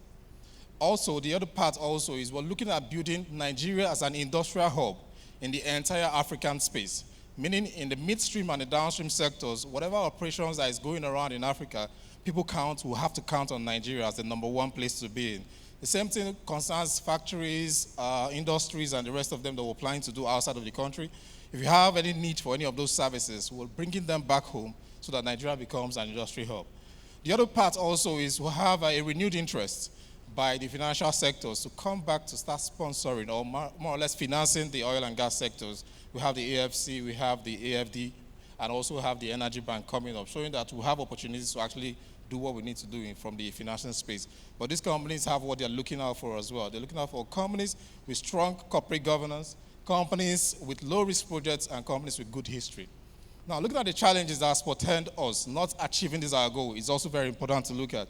And if we look at the challenge, one of the most important is globally, in terms of operational costs, Nigeria is having over 40% when you benchmark that to the global trend of what we use in our operating costs. So the question is, what is actually contributing to this, this increase? There are key factors. We have significant budget overruns coming from relatively, let me say, poorer operational efficiency within the sector. So you have service companies coming in who are not delivering quality results as expected, as compared to what we used to have before. And meanwhile, some of our cases, these companies are coming to also support the local companies. So we're looking out for how we're going to manage such challenge. We also have the challenge of security. Security is also giving us a bit of challenge in the Niger Delta. Then you have hitches in terms of a lot of approvals when service companies have to come to Nigeria to do business. The other is the funding constraints. We still have some funding constraints, but companies have to do what they do for them to actually stand out as corporate entities that can actually secure this funding. Then we'll have the limited R&D and local capacity development. It all shows very clearly that in the next few years, a lot of people in this room will either be retired or will be in their 70s, 80s, and will have struggled to actually meet those our near-term and long-term goals. So if we don't make deliberate efforts to build that capacity and competence of the right set of people that we need to drive this industry in the next 5, 10, 20 years, that will struggle to achieve the aim of the country in building Nigeria as a global industry hub. Then looking at the recommendations, these are just a highlight of the recommendations. They have something much bigger than this. The first is to deploy an A-list equipment and personnel to deliver all projects, both field operations and asset development projects. We realize that some of these service companies who are coming from the global space outside of the country into Nigeria, many a times we come to Nigeria, we would actually classify them as C-list companies and C-list equipment and all of that. You have companies with equipment breaking down in fields and the rest of them, leading to significant cost overruns. So we need to look for a way to actually manage that and ensure that if vendors are going to come in here, they give us the best of their best to deliver our projects. The other is to strengthen governance. Companies make deliberate effort to ensure that the structure of their business is well enough to ensure sustainability, so that at the end, financing institutions are actually willing to put in funding to support their business. Then we talked about also linking companies with the universities. In the past, we used to have Exxon and Shell. Exxon going to universities to actually plan a pet project. There was a time where they had to visit almost all the universities to study just different outcrops in the Niger Delta and the Anambra Basin and analogs. And that was a way of developing skill set. Now we have many of the indigenous companies taking over 50% of our production. But the question is, how many of these indigenous companies are towing this part in terms of R&D? So we need to look for a way to draw them back to the universities to support the competence development. Then we have the other part also that the regulators have to play in terms of the exploration wells. If we look at the production so far we have in Nigeria, one would tell me that, yes, we've been doing so much, we have over 40 rigs, but those 40 rigs, do a complete assessment of them. Are they really exploration drilling for exploration or you're drilling for development, you realize that majority of these rigs are for development wells. So we need to look for a way to incentivize this and encourage companies to actually go into exploration. And one of those key ways is looking out for deeper prospects. If companies are actually being incentivized, and we'll have to work towards a redefinition of the exploration well, such that deeper prospects becomes like a target. If you're a company, you are so much interested in deeper prospects because you know there are benefits you can get from it. Thank you very much. And the next slide. So, this is just a summary of it all. Nigeria counts on you to meet the 2030 targets. Thank you. So I now call on Mr. President, Mr. John Bosco Uche, to receive the communique.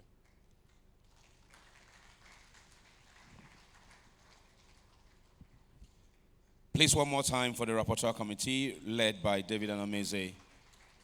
Thank you for giving us that brilliant brief summary. Centralize it, go to the middle. Go to the middle.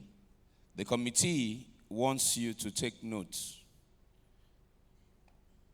No follow him, Papa, they pay rent for play bets. You get why. Anyways, I want to say a big thank you to you. And now I would like to invite His Excellency, the distinguished Senator Heineken Lokpobiri, PhD, the Honorable Minister of State Resources.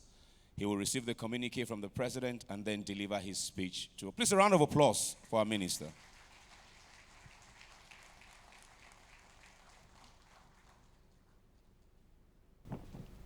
So before I hand over the communique, I want to tell our dear Minister that when we say in NAPE that our ideas find oil and gas, that's what we do best. And if you look at some of the things we have in this country today, even the marginal field, it came out of the communique from conference like this in NAPE. And therefore, we want to present this communique officially to you. And with the recommendations in here, this country can move forward to achieve our targets. So on behalf of NAPE, I'm quite honored to present this communique officially to you.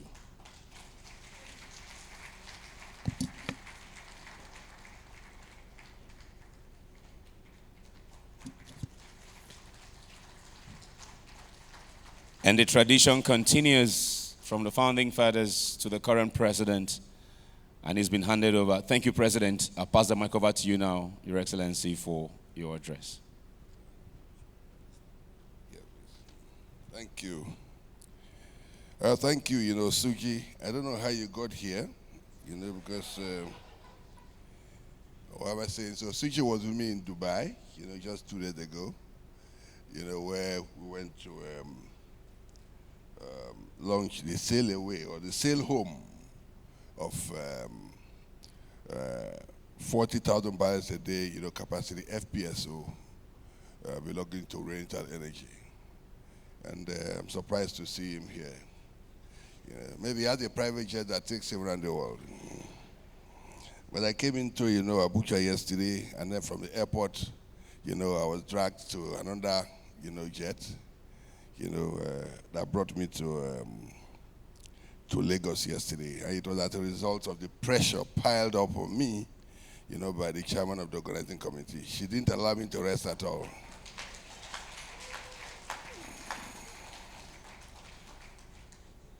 Your Excellency, the Governor of Ondo State, Governor Lucky Aiyedatiwa, the representative of the Governor of Lagos, regulators, the chairman of NMPC, and other, captains of industry that are here. Please, I don't want to annoy anybody, so permit me to stand on the existing protocol. It gives me, great pleasure, to be here today, with you in this 2025 NAPE, conference. This is, a gathering of Nigeria's foremost geoscientists, petroleum explorers, and leaders of the oil and gas industry gathered here. And I see myself as privileged, to be standing to talk with you today. I've been minister for 2 years plus, and I'm happy that this is the first time I've had the privilege, to be with you. What a rare privilege that I have.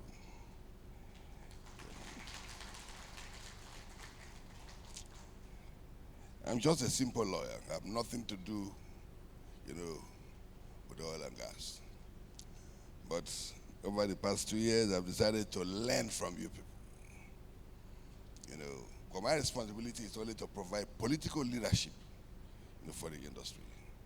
And you've cooperated with me since I came, and I think the results are there, to show.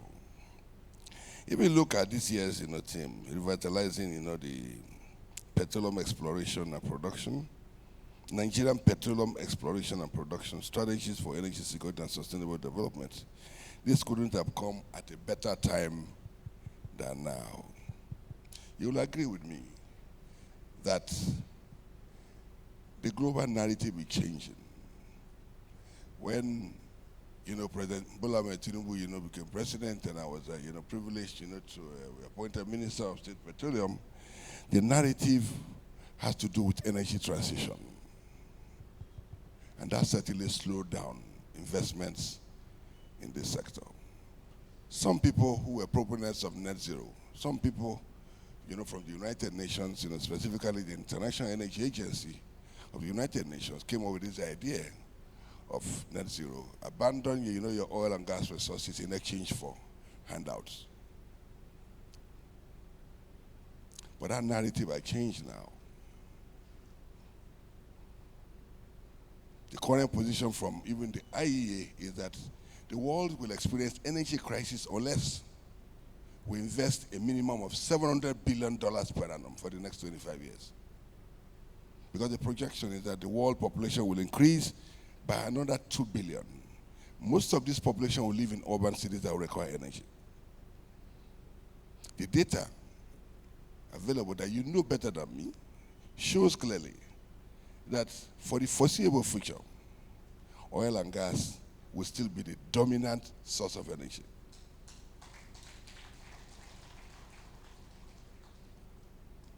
And Nigeria, as the leader of oil and gas in Africa, has its role to play in the global energy landscape. And everything starts with exploration. And NAPE, you are a specialized association. Like others who have spoken before me, specifically, the chairman of NNPC, who said, look, you are the reason why this industry exists. If you don't do exploration, there will be no discoveries. But if you look at the statistics in Nigeria, we have barely scratched the surface. Most of the exploration was done in the Niger Delta. What happened to the Benue Trough? What happened to the Anambra Basin? What happened to the Sokoto Basin? What happened to the, Dahomey Basin? What happened to the other basins in Nigeria? That goes to tell you the unexplored areas that NAPE has got a job to do. Or if Nigeria is going to, continue to play the role we are known to be playing in Africa, if Nigeria is going to contribute its quota globally to meet the global, energy demands by the year 2050, there has to be a new journey today. And that is drill, baby, drill. More so at this particular time, that those who said abandon oil and gas have changed course to say, look, don't abandon your oil and gas. Now the new language is energy mix. No more abandon of fossil fuel, but energy mix. Less than 2 weeks ago, Bill Gates, one of the foremost proponents of, transition, has also changed his position to say, look, the world population is growing, and the world needs energy to sustain the global growth. The world GDP is likely going to, is likely going to double. And for us to sustain the growth globally, energy is indispensable. And this sort of energy has to come from oil and gas. You will also agree with me that just about a month ago, I was in South Africa to present Mr. President. And I told the audience there, some of you were there, and I said, look, those who are the sinners are those preaching to us to repent. Those who are responsible for 97% of global emissions, who are also continuously emitting these emissions, are telling Africans to say, please abandon your fossil fuel so that we can give you handouts. These handouts never came. And you and I, know that if I make a promise to you today, promise is not a contract. And so it's not enforceable. And that is why when people decided to distort the Paris Agreement that has to do with reduction of emissions, to say, look, Africa and the global south, abandon your oil and gas resources in exchange for some billions of dollars that have never come. And they will never come. Because they are exploring the oil and gas resources in their own jurisdictions. And I've also posed this question. Africa today has acute energy poverty. Nobody cares about you more than you should care about yourself. If we can't find Africa's solution to our energy poverty problems, the global north will not bother about us.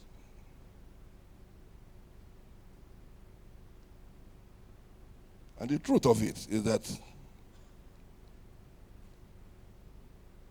Nigeria is in support of, the crusade for renewables. But just 2 months ago in Germany, there was a bid for windmill, and no company bidded. I think that was on the 25th of October. I mean, just about 2 months ago. If companies are not bidding for renewables in Germany, you think they will come and bid for renewables in Nigeria? The answer is no. And just like what the chairman of NNPC said, heaven will help those who help themselves. Our problem has been that we are over-relying on the promises that will never be kept. And that is why today, this conference is very fundamental. Because NAPE, which is a professional association of geoscientists, oil and gas explorers, now have an opportunity to be able to, do exploration in the other basins that I mentioned earlier. From Chad, Sokoto, to, the Dahomey, to, Anambra, basin, even the Niger Delta. We have barely scratched the surface. As a young man growing up, we used to see a lot of, seismic companies, coming to do exploration. Those things haven't been there for the last 20 years. So whatever figures we're, discussing today in Nigeria, priding ourselves as a country with over 37 billion, barrels of, crude oil and, 209 trillion cubic feet of gas, these are old figures. The potential is that if we do exploration, our figures are likely going to, be quadrupled.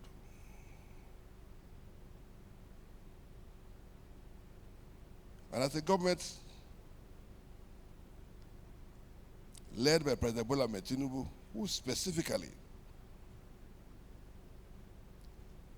prioritized energy security as one of the 8-point agenda of his renewable agenda, is committed to providing the best environment for these explorations to take place. The actions we need to take today must be taken now. If we don't take the actions today, it might be too late to take them tomorrow. This is the best time for us to do the explorations that we need as a country. Because even the world is changing now.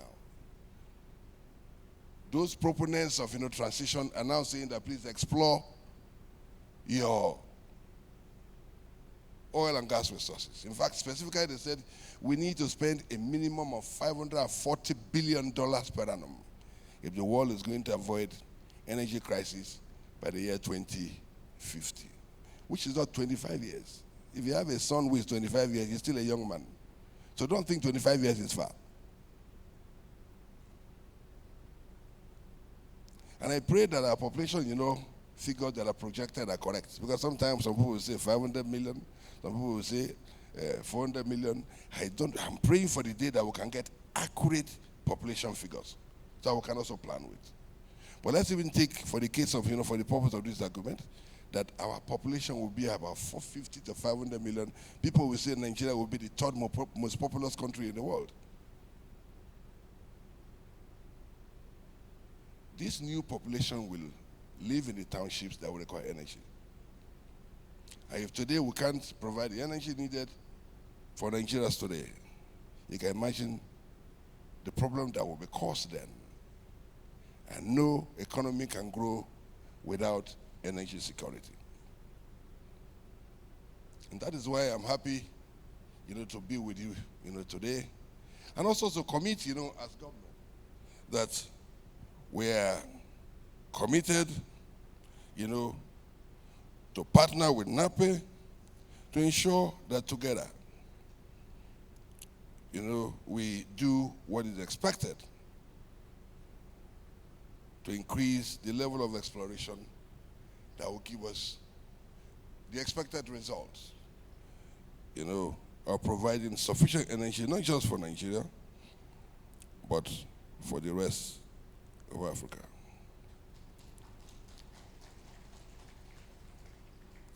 And I believe that we could do that,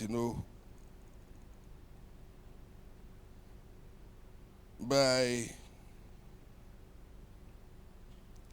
all of us committing to doing what is expected of us to do. When I became minister, I discovered that, and nobody is exempted. From the IOCs to the independents, all of them are just holding on to licenses or acreages without necessarily doing exploration.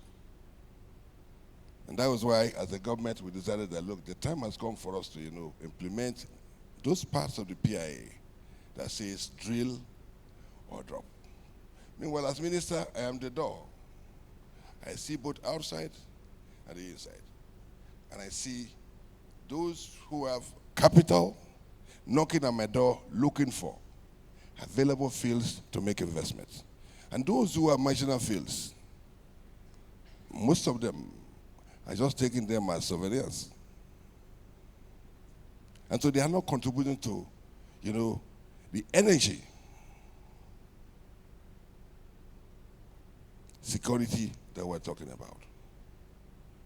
And for me, sometimes we should throw sentiments apart. Let us do what is best for this country. For those people who haven't shown capacity, why renew their licenses? Even if I renew for another 10 years, you won't do anything. But what they couldn't get in the last 3 years, you may not get. I will end up increasing your woes. And so I've decided that, look, people may say whatever they want to say, but I'm also going to help you by not renewing your licenses.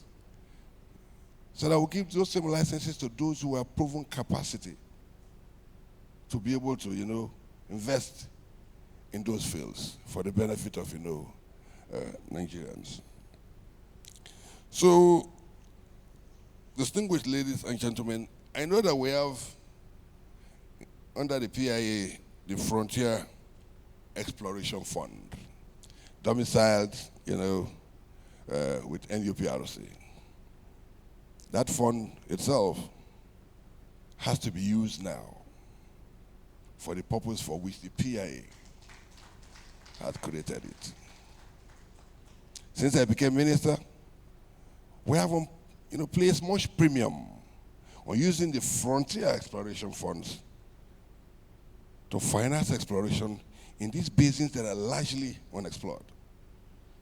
And the money is just there. And some people are borrowing the money for different purposes. And that is the danger. If you have money lying fallow there, somebody will borrow it in the name of trying to bring it back, and it may never come back. And so we're going to hold people accountable. Those who are responsible for these frontier exploration funds will have to be held accountable to use these resources to finance members of NAPE to do the exploration that the money is meant for. And that is, so let me also, add that NAPE, as part of the global community, has to also leverage on technology.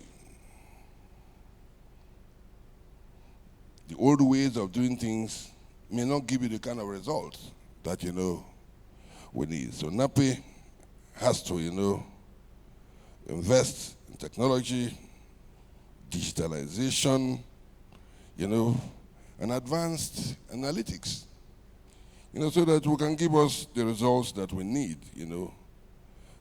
as a country. And as government, we'll partner with you, we'll give you all the support that you need, to be able to do all that. Now, let me conclude by saying that NAPE, as petroleum explorationists, your expertise in Nigeria is indispensable.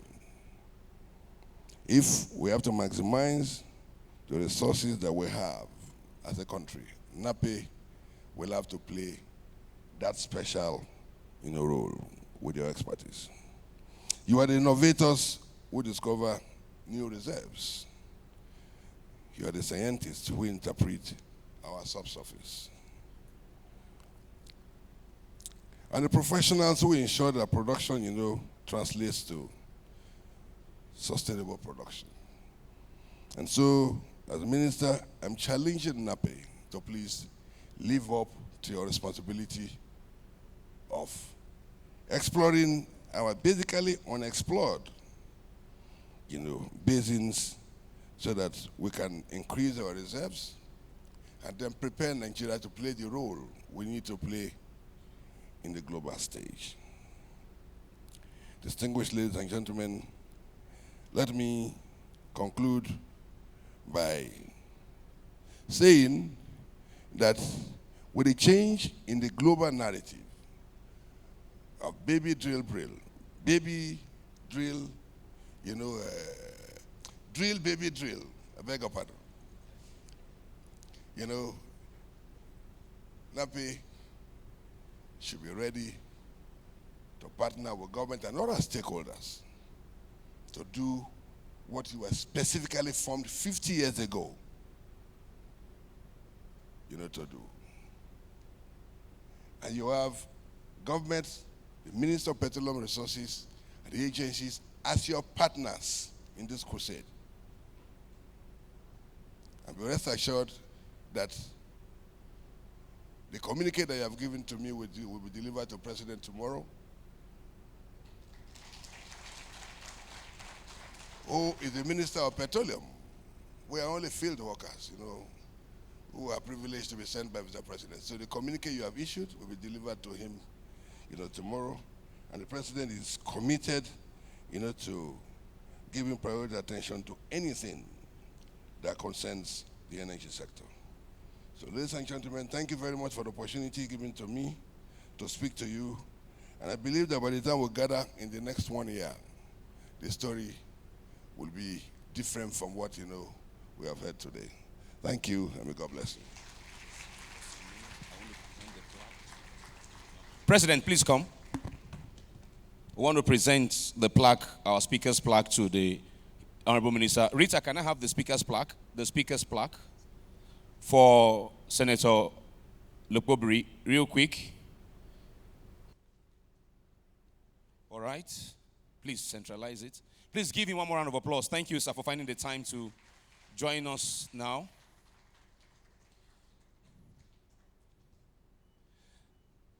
One of our sponsors, let me have that paracat. Hold on, paracat. Paracat, please come, make way. Vento Furniture, one of our sponsors, Your Excellency, is also, please give to President. They say on behalf of, give it to the President. Yes, please, in the middle here. Please, sir, in the middle. Please come to join them for the picture, In the middle there, please, real quick. That's one of our sponsors. Minister, I don't know, we're talking about investments. It's like there's money for investment in this industry in that box. I will hold that box for you after, but receive it now for the photo up and then. Well, please, thank you very much, Vento Furniture. Thank you. Your Excellency, you can please take your seat now. No, it's for you, sir. It's for you, sir. It's for you. Yes, take. It's for you, sir. Thank you very much. Thank you, Vento. Thank you. Yes. No, just hold on, President. Let's give to the other speakers as well. So can we have the speaker's plaque for Engineer Kida Musa real quick? Engineer Kida Musa. Engineer Kida, please, I will have a speaker's plaque for you. Thank you very much. Thank you very much. A round of applause for our speakers. Thank you very much. Let me have the one for Engineer Komolafe on standby.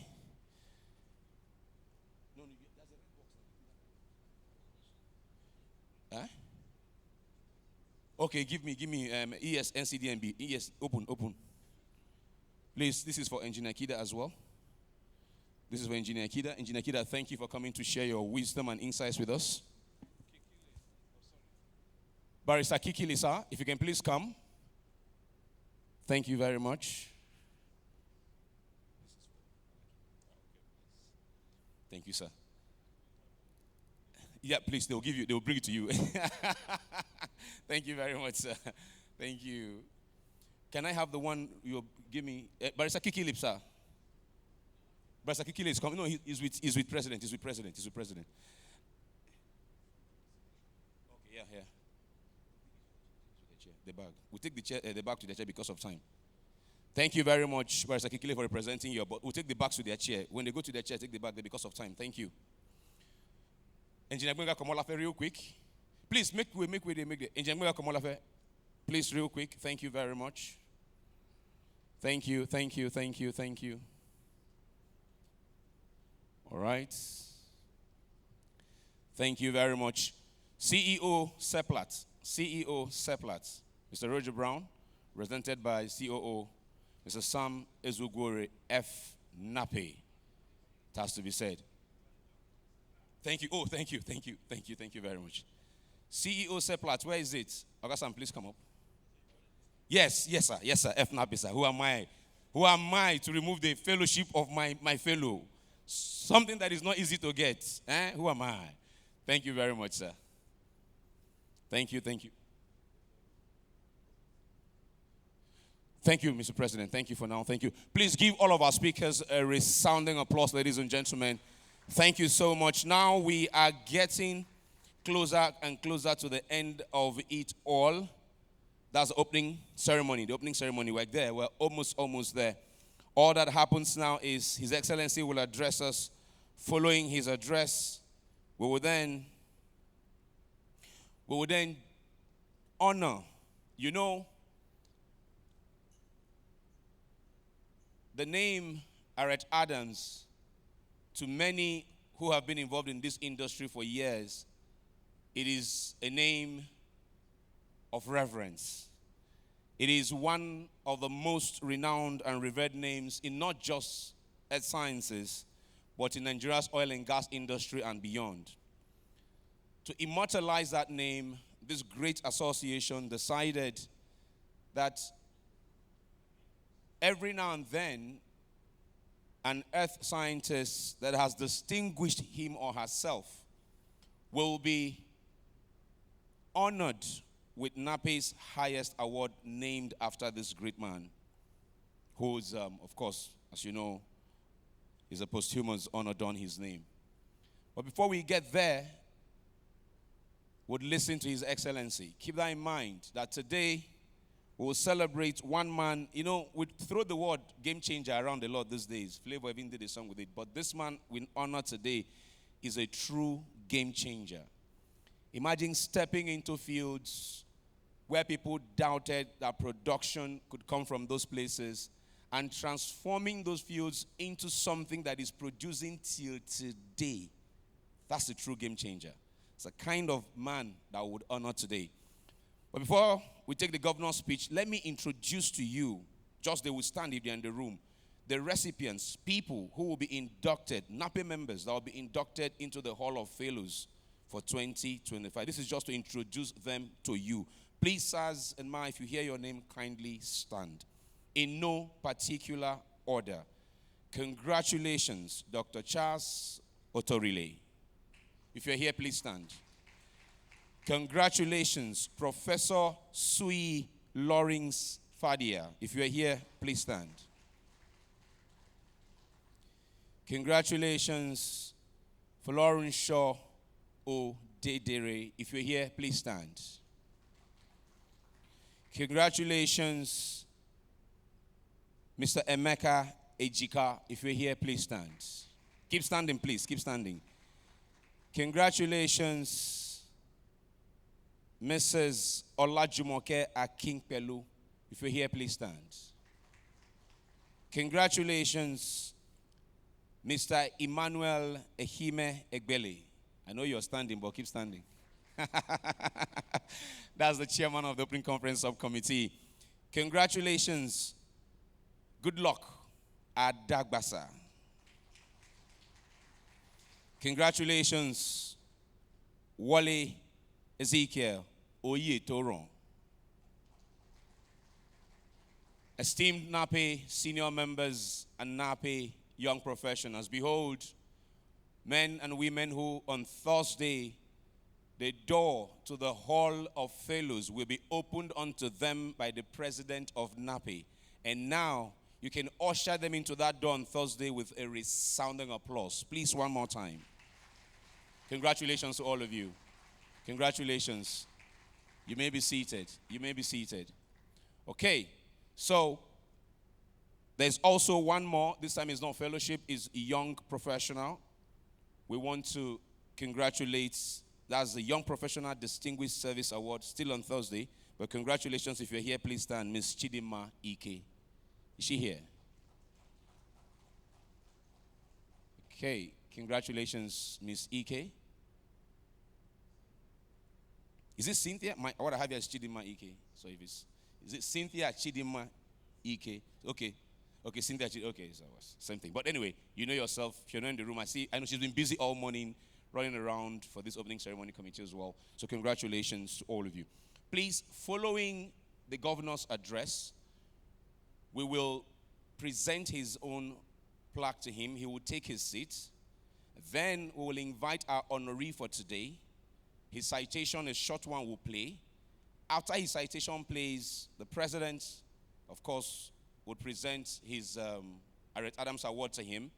Following the presentation of that award, I will beg the indulgence of His Excellency, the Honorable Minister, that will come on stage and the others on the front, take a quick picture. After that picture, they will still be standing here. While they are standing here, we will recite the pledge. I hope the lyrics will come on the screen at that time, technical. After that, you will remain seated. His Excellency, the Governor, and the others will exit to go and cut the ribbon. All right? And please, at that time, I would want this door particularly free at that time. Please, nobody should be around this door at that time. I'm begging you, nobody, please, right? After that, they'll do that cutting, third exhibition, then we will come back here at 1 o'clock for the All Convention luncheon. Your Excellencies, distinguished ladies and gentlemen, sunshine is something that we all need for growth. We need to stay alive. We need to stay healthy.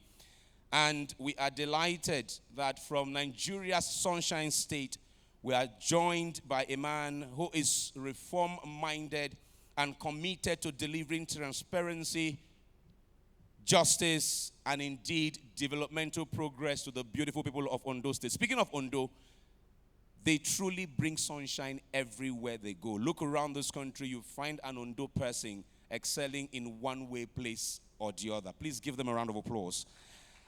As I make welcome now, joining us for the first time at NAPE, doing us the honor, but most importantly, doing a proud Ondo citizen the honor, our PE. Please welcome His Excellency, the Sunshine Governor, Dr. Lucky Orimison Ayedatiwa, FCA, for his address at this opening. Make the applause better. Make the applause better for His Excellency.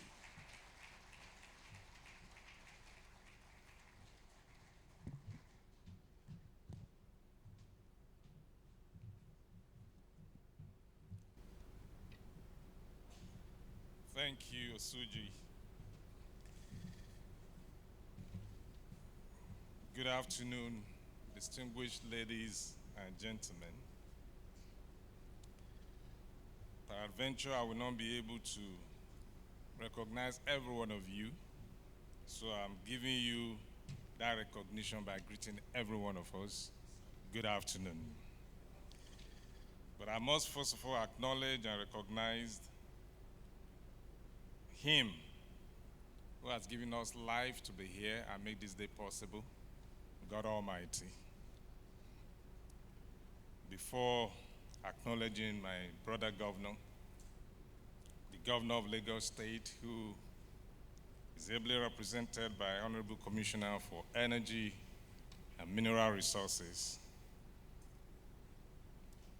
Mr. Biodun Ogunleye. I would also like to acknowledge the Honorable Minister of State for Petroleum Oil, distinguished Senator Heineken Lopobiri, the non-executive chairman of NNPC board, Engineer Amadou Musa Kida. In absentia, but through his representative, the Commission Chief Executive, NUPRC, Engineer Gbenga Komalafe, who is ably represented by Emmanuel Majaja, who is the Director of Surface Development.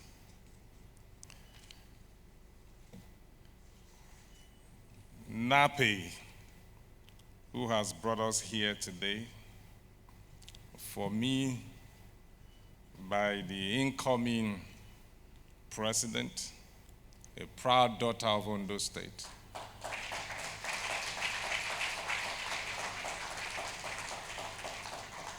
According to another proud daughter of Ondo State, Olu, the special advisor to Mr. President on power and energy, Olu Vajen, who talk about stubbornness of the explorationist, the geoscientist. Stubbornly, she has pursued me and ensure for me to be here. I acknowledge the president of NAPE, the outgoing president, who has done so well. Congratulations for successful stewardship of this association during your time, and members of your team. Will I now call you geoscientist, since I can't call you engineer? Because you are different from an engineer, a geoscientist, maybe a geologist. John Bosco Uche, FNAPE.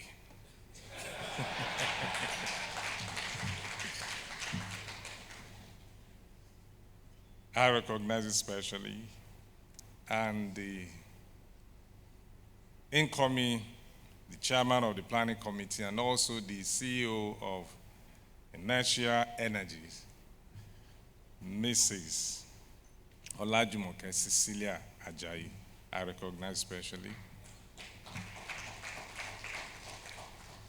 And all the leadership of NAPE, past presidents, and all members of NAPE, all participants here, all sponsors, every one of you. Let me use the CEO of Seplat Energy, Mr. Samson Zugorie, as a point of contact to all the sponsors, because Seplat is so conspicuous here. Maybe he's the biggest sponsor, I don't know.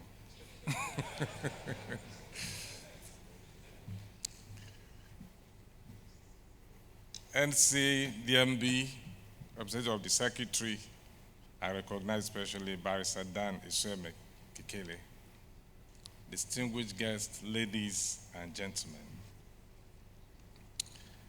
I feel highly delighted and honored as an oil-producing state governor to be here at this 43rd Annual International Conference and Exhibition of the Nigerian Association of Petroleum Explorationists, NAPE for short.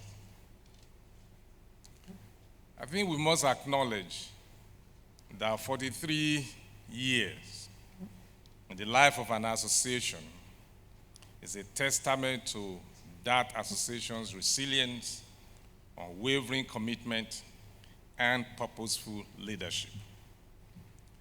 Some people have led this association in the last 43 years, and the association is still standing. That means there is collaboration, commitment, and purposeful leadership that has brought you to this point. So I congratulate all of you. In fact, I'm indeed elated to identify with your success story, the success story of this noble association. Now, for over 60 years or more, the oil and gas sector has been a major contributor to the revenue source of our country, Nigeria. That means major capital projects were executed using the proceeds of oil and gas sales. Therefore, the oil and gas industry cannot be underestimated in terms of contribution to our nation. It has been in the heart and indeed the catalyst for Nigeria's growth and infrastructural development. And in the heart of this development, the growth, are the explorationists under the association of NAPE. Like the Honorable Minister said, that without exploration, there can be discovery. And if you don't have the discovery, there will not be anything to sell for money. Thanks to the explorationists for your contributions. Although today it has become expedient and inevitable that the industry transits into an energy mix space, inclusive of renewable energy, even though it's not too popular yet. Just like the minister said that there's nobody to bid for a windmill in Germany. But there are still some parts of the world that use windmill to power,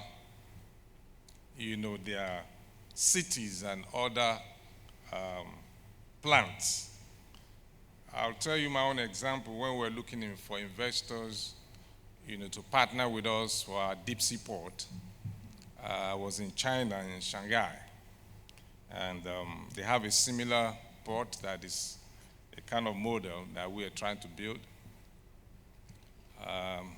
They have to construct, I think, 32 kilometers road into the sea, a bridge of 32 kilometers to get to the depth they want. I think it is the busiest busiest port in the whole world. Ours just to do 2 kilometer bridge into the sea to hit the depth. And don't forget, we have the deepest draft in Nigeria, in Ondo State, about 18 meters, where you don't need to dredge for the big vessel to bath. And so they were trying to take us to the port, myself and my team, and we drove 8 lanes of bridge, 4 lanes on both sides, 32 kilometers into the sea. And along the seashore were deploying windmill from beginning to the end, just on inside the sea. And I was asking, they're like, what? Is that what you use in powering the port? I said, yes. And also the city, Shanghai City, on windmill. So it's popular in some areas, even though in some areas they are still, struggling with it. But that is not to say that oil and gas can be faded. Will not remain a mainstay of the economy. But we have to begin to look at other direction. So renewable energy should be included as we proceed. This is very important as the country strives to diversify its sources of revenue by supporting and funding other sectors to increase the potential source of wealth for Nigeria from a dominantly mono-economic oil dependency. As the theme of this year's conference connotes, revitalizing the Nigeria petroleum exploration and production strategies for energy security and sustainable development. I would like to tell you that Ondo State government is one of the states at the forefront of energy security and sustainability in Nigeria. Our dear Sunshine State is recognized as the 5th largest producer of hydrocarbon in Nigeria, contributing about 60,000 barrels per day of crude oil. Ondo State is also home to the largest deposit of the yet-to-be explored bitumen in Nigeria, the 2nd largest in the world. So we are waiting for you. Maybe NAPE will be involved in this as well. And investors, it is there, bitumen in Agbabu, in the Southern Senatorial District of Ondo State. We have a company that is already there right now trying to do some exploration before going to mining. That is Southwest Bitumen. So we are calling another investor. You can also look into that direction. Your Excellency, distinguished ladies and gentlemen, we need proactive solutions that are designed to lessen our dependence on foreign refined oil and bring down the prices of fuel in Nigeria for our domestic use. In line with this, in July 2025, the Ondo State government signed an agreement with Backbone Infrastructure Limited to build a 500,000 barrels per day petroleum oil refinery in Laje local government area of Ondo State. This project is a public-private partnership with equity stakes from Backbone, the state government, and the Nigerian National Petroleum Corporation Limited, NNPCL. It is gratifying that there are so many energy projects underway in Ondo State, and we're happy to also partner with NAPE and the industry stakeholders. Just yesterday, the Honorable Minister of State for Petroleum Gas was in Akure, and he flew in and went on the chopper to Ore, where we have the first of its kind methanol plant in Nigeria, in Ondo State.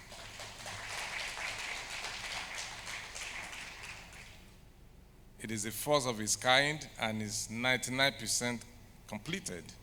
The only 1% is the supply of gas for it to start functioning, and it will be commissioned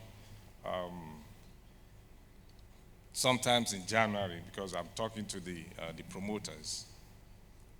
Let me assure you all of our unwavering cooperation and support for oil and gas exploration and development in Ondo State. We will continue to provide enabling environment. Yes, we are part of Niger Delta states, but I'll tell you that ours is the most peaceful and safest part of Niger Delta.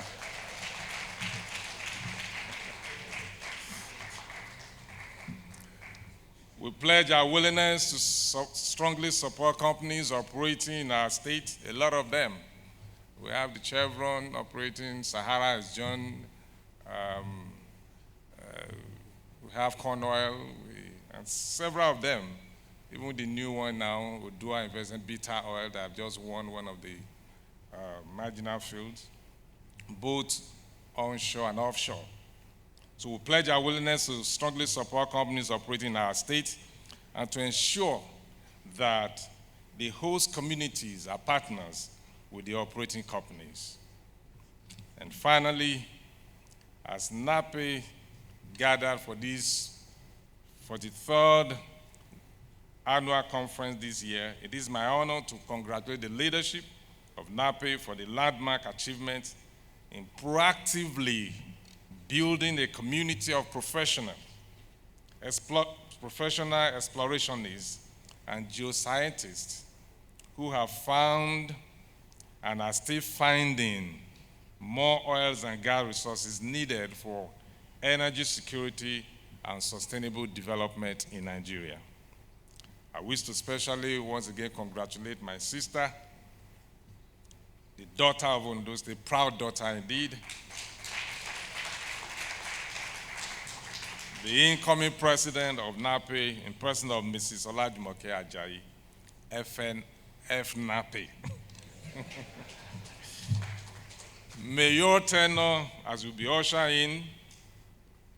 in more progress, innovation, and impactful leadership that you are inheriting right now, that will further strengthen NAPE's legacy of excellence and service to the industry. As you go into your conference week in full, a week that is packed with activities and discussions meant to help and shape the oil and gas policy in Nigeria, on my behalf and the good people of Ondo State, I wish you insightful and successful annual conference. God bless Ondo State, and God bless the Federal Republic of Nigeria. Thank you for listening. Your Excellency, before you leave, sir, let's present the plaque, speaker's plaque to you. And please, one more time, a round of applause for His Excellency.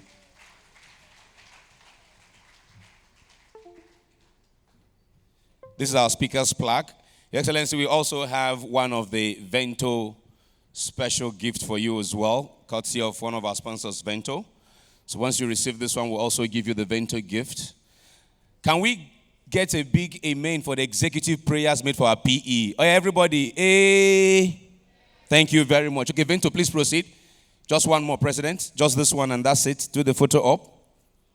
Thank you very much. This is from Vento, our sponsor. Yes, that investment in Ondo State, the money is coming. The money is, Niger Delta is developing. Thank you very much. Thank you. Okay, thank you very much. Thank you. Please, one more time for His Excellency. A round of applause for Dr. Lucky Aiyedatiwa, FCA. Thank you so much, sir. Thank you. Your Excellencies, distinguished ladies and gentlemen, and now to that moment I have been talking about since I began this morning. I get excited when NAPE rolls out the carpet, beats the drum to crown a deserving member with her highest honor done a member. I already told you this honoree is a game changer. This honoree is an exceptional explorationist. This honoree will now join us on stage, myself and the President, to receive the honor that NAPE can, the highest honor that NAPE can give an individual. Distinguished ladies and gentlemen, please, a round of applause for the distinguished earth scientist, Mr. James Orife, FNAPE, FNMGS, 2025 Harriet Adams Award recipient. Make the applause better. Make the applause better.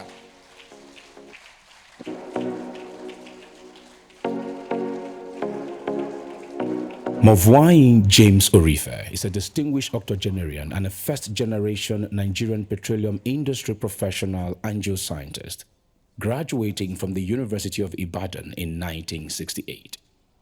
His secondary education was completed at Ondo Boys High School from 1956 to 1960 and included an HSE at Adetola Odutola Comprehensive Secondary School from 1963 to 1964.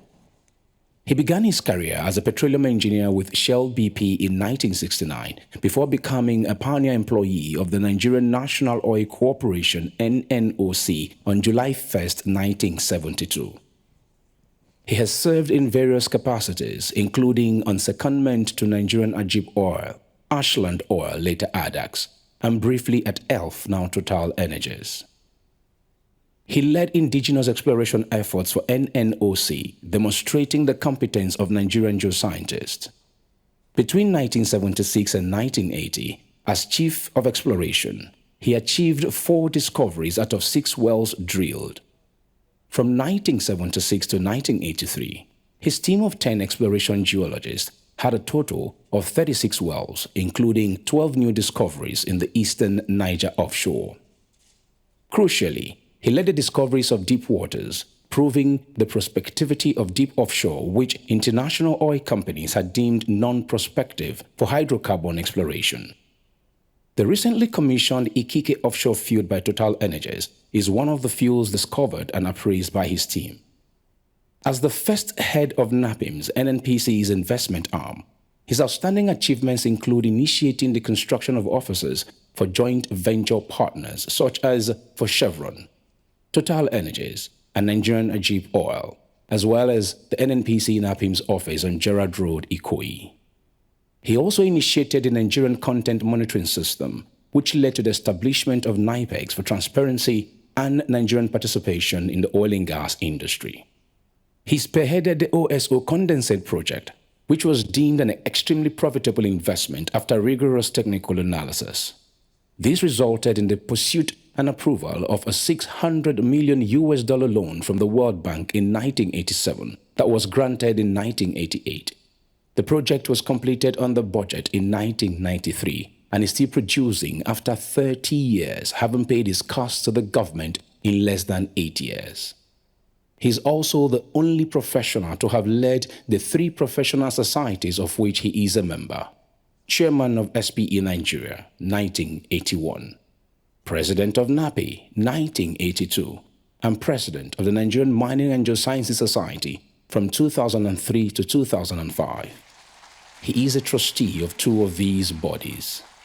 Your Excellencies, distinguished guests, ladies and gentlemen, for the award of NAPE's most prestigious honor, the Harriet Adams Award, I present to you Mr. Muvai James Orife, F. NAPE, F. NMGS. On behalf of NAPE, it is my privilege to present this, the highest and the most distinguished award of NAPE due to your excellence and what you have delivered for this industry. Congratulations, sir.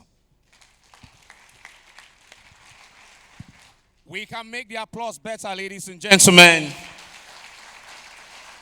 It is not every time that NAPE gives out this award, and once it goes out, it goes to one truly deserving. And the man who receives it today, Mr. Orife, FNAPE, FNMGS, is truly worthy of this honor done him today. Yes, we will take a few minutes of comment from him by way of response, but please don't stop the applause until he begins to speak.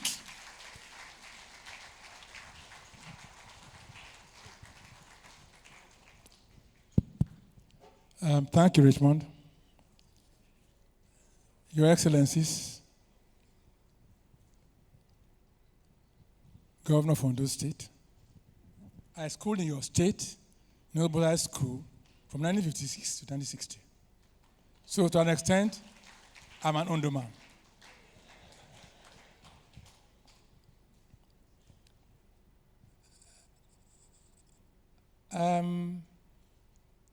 I think I'm a bit confused because there's so many things going on in my head. We had our first conference in 1983, which is 43 years ago. I'm sure people like Austin, Mr. Austin Avuru, and Mr. George Osaho, and a few other people around here know exactly what I'm talking about. We didn't have this type of excellent position, excellent venue to have the conference then. It was in one of these small places in the Ikoyi Hotel, an extension of the restaurant, if you all remember. For the 3 years, this is where we are today. But today, the man I want to talk about for a few minutes is Mr. Eric Adams. Nothing has been written about him, and I hope we can write something about him. Because these are the unsung heroes of our profession. I first met Mr. Adams in 1969 as a trainee petroleum engineer. Mr. Adams had us under his wings because at that point in time, there was a bit of some discrimination in the company. But he provided that shelter for us to grow and to flourish. We continued from there to NNOC, where he met us, because we left. We didn't like what was happening in the shell. We left. 6 of us in one day. And that sent a message to the company. Mr. Adams is a role model for work, ethics, humility, and work character. Here is a man whose, I can tell you because I'm 81 years plus. I have not seen any match of his type, what I call patriotic ideals and virtues. I will tell you what he needs to tell you because it's in the interest of Nigeria and nothing else. He paid his price for it, but I hope they repented for it also. I am happy that I have some people in NAPE here. Some of us have worked in that organization as pioneers, and today we would like to say a few things. I'm not responding to any statement, but I think I have the privilege to say a few things today. First thing, sir, the chairman of NPCL board is here. Please, let us try and pay our cash calls. Let us try and pay our cash calls. Secondly, please believe your staff. Believe your staff. The foreigners coming to tell you things, they cannot be patriotic of your own Nigerians. They will come after 3 years, they will go. But those Nigerians will stay here with whatever they tell you. So you can always call them tomorrow and ask them, what did you say yesterday? By which time the foreigner will have gone. And whatever lies he told you will stick with us. Finally, sir, when are we going to start exploring for gas wells and not wells that contain gas as an accident? Thank you very much. Thank you, sir. Thank you. Thank you, sir. Thank you very much. He's been joined on stage by his son, Mr. NAPE Orife. Please give them one more round of applause. President, if you can please now come and announce for us the theme, and PE will be on standby to do a brief vote of thanks after that. And then we'll take the family photo, the pledge, and we'll be done with the opening ceremony. PE, sir. Technical, I hope you're ready for the PE. I say PE, sorry, President. Technical, I hope you are ready for the President.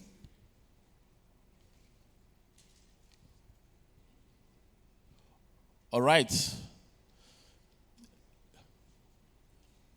Ladies and gentlemen, as we get close to the end of the opening ceremony, it is my honor to unveil the theme for 2026 NAPE Annual International Conference and Exhibition that is going to hold from the 8th to 12th of November 2026.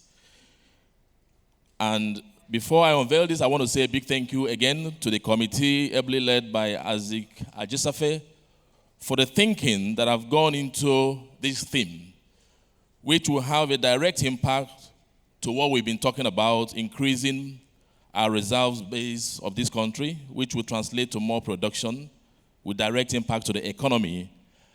And it is my singular privilege to then announce formally that the 2026 conference theme will be unlocking more barrels, driving reserves growth through exploration, local capabilities, and adaptive technology. So thank you very much. And make sure you attend this conference as well. Thank you. Thank you, President. Before the PE speaks, there's a tradition we must not lose sight of. Please, sir, Paurife, can you come back on stage, sir? Please come back on stage. Come back on stage with your plaque, sir. Paurife, please come back on stage. All the former Arrett Adams honorees were in the room. Can you please join him in one photo real quick, please, sirs? And if you're here, please, yes, on stage, yeah. Arrett Adams honorees, former Arrett Adams honorees, please come on stage. Just one quick picture. There's a staircase this way, if you want to use it. A round of applause for this esteemed, highly esteemed professionals. Highly esteemed professionals. This is no ordinary class. This is no ordinary class. This is no ordinary class. This is a class of esteemed geoscientists. Please keep the applause coming. Keep the applause coming for this. Keep the applause coming. President, yes, please. Where is the plaque? Give him the plaque, please. Give him the plaque. President, take one with them and then allow them take one by themselves. Please hold the plaque, sir. Hold your plaque. Yes, sir. President, take one with them. You are the president on this occasion, so enjoy the moment. Take one with them and allow them take one real quick. Okay. So this, I told you, it's not a hall of fame that the door opens easily. That's why you see the number is not a lot. So I say the number is not a lot. Amazing. Look at the creme de la creme of our association. Please appreciate them one more time. All right, President, allow them take one by themselves. Yes, allow them take one by themselves. Just Arrett Adams alone. SARS, no, all of you with him. All of you. Just Arrett Adams honorees alone. Just you, yes. Just you people alone, yes. That's this one now, yes. Let's take this one as well. Okay, Dr. Lai, please go this way, sir. Yes, sir. Yes, balance it. Yes. I have mathematicians in the room. That's good. I like it. Well done, mathematicians. Amazing. Brilliant. So thank you, sirs. Can please take your seats. Thank you, sirs. Thank you. PE, ma, we would now take your final comments for the afternoon. Thank you. After the PE will stay here. Your Excellency, sirs, please, you can join. We will come on stage at that after she speaks for a family photo. Those of you on the front will join in that photo with your Excellencies. While you are here, we'll recite the pledge. We're done and we'll proceed. Please, ma'am. Finally, we are here. Thank you very much, Your Excellencies, and all who have attended the opening ceremony today with us. And we appreciate your presence, and we hope that you will stay with us till the end of the conference. Thank you very much. Immediately after now, we'll prepare this room for all convention luncheon.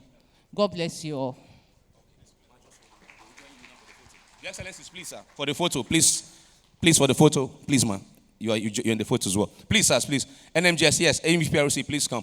Please come. Augustine, please. Please. Doctor, forgive me. Just this last time. I won't drag you again. One final photo. I won't drag you again after this one. Forgive me, sir. It's a family photo. While they're here, we'll recite the pledge, and then you take your seat for a moment. Allow them exit, and then once they exit, we'll all start exiting so that we can flip this hall immediately for all convention launch on. Please, man. No, that's the photo. Let's balance it. Let's just try and balance it. Photographers, help us there. Let's try and balance it. Let's try and balance it. All right. Please take care of your personal belongings. Now, shall we rise to recite the national pledge? I pledge to Nigeria, my country, to be faithful, loyal, and honest, to serve Nigeria with all my strength, to defend her unity and uphold her honor and glory. So help me God. God bless the Republic of Nigeria. God bless NAPE. Just for a minute, sit down and allow them exit once the people.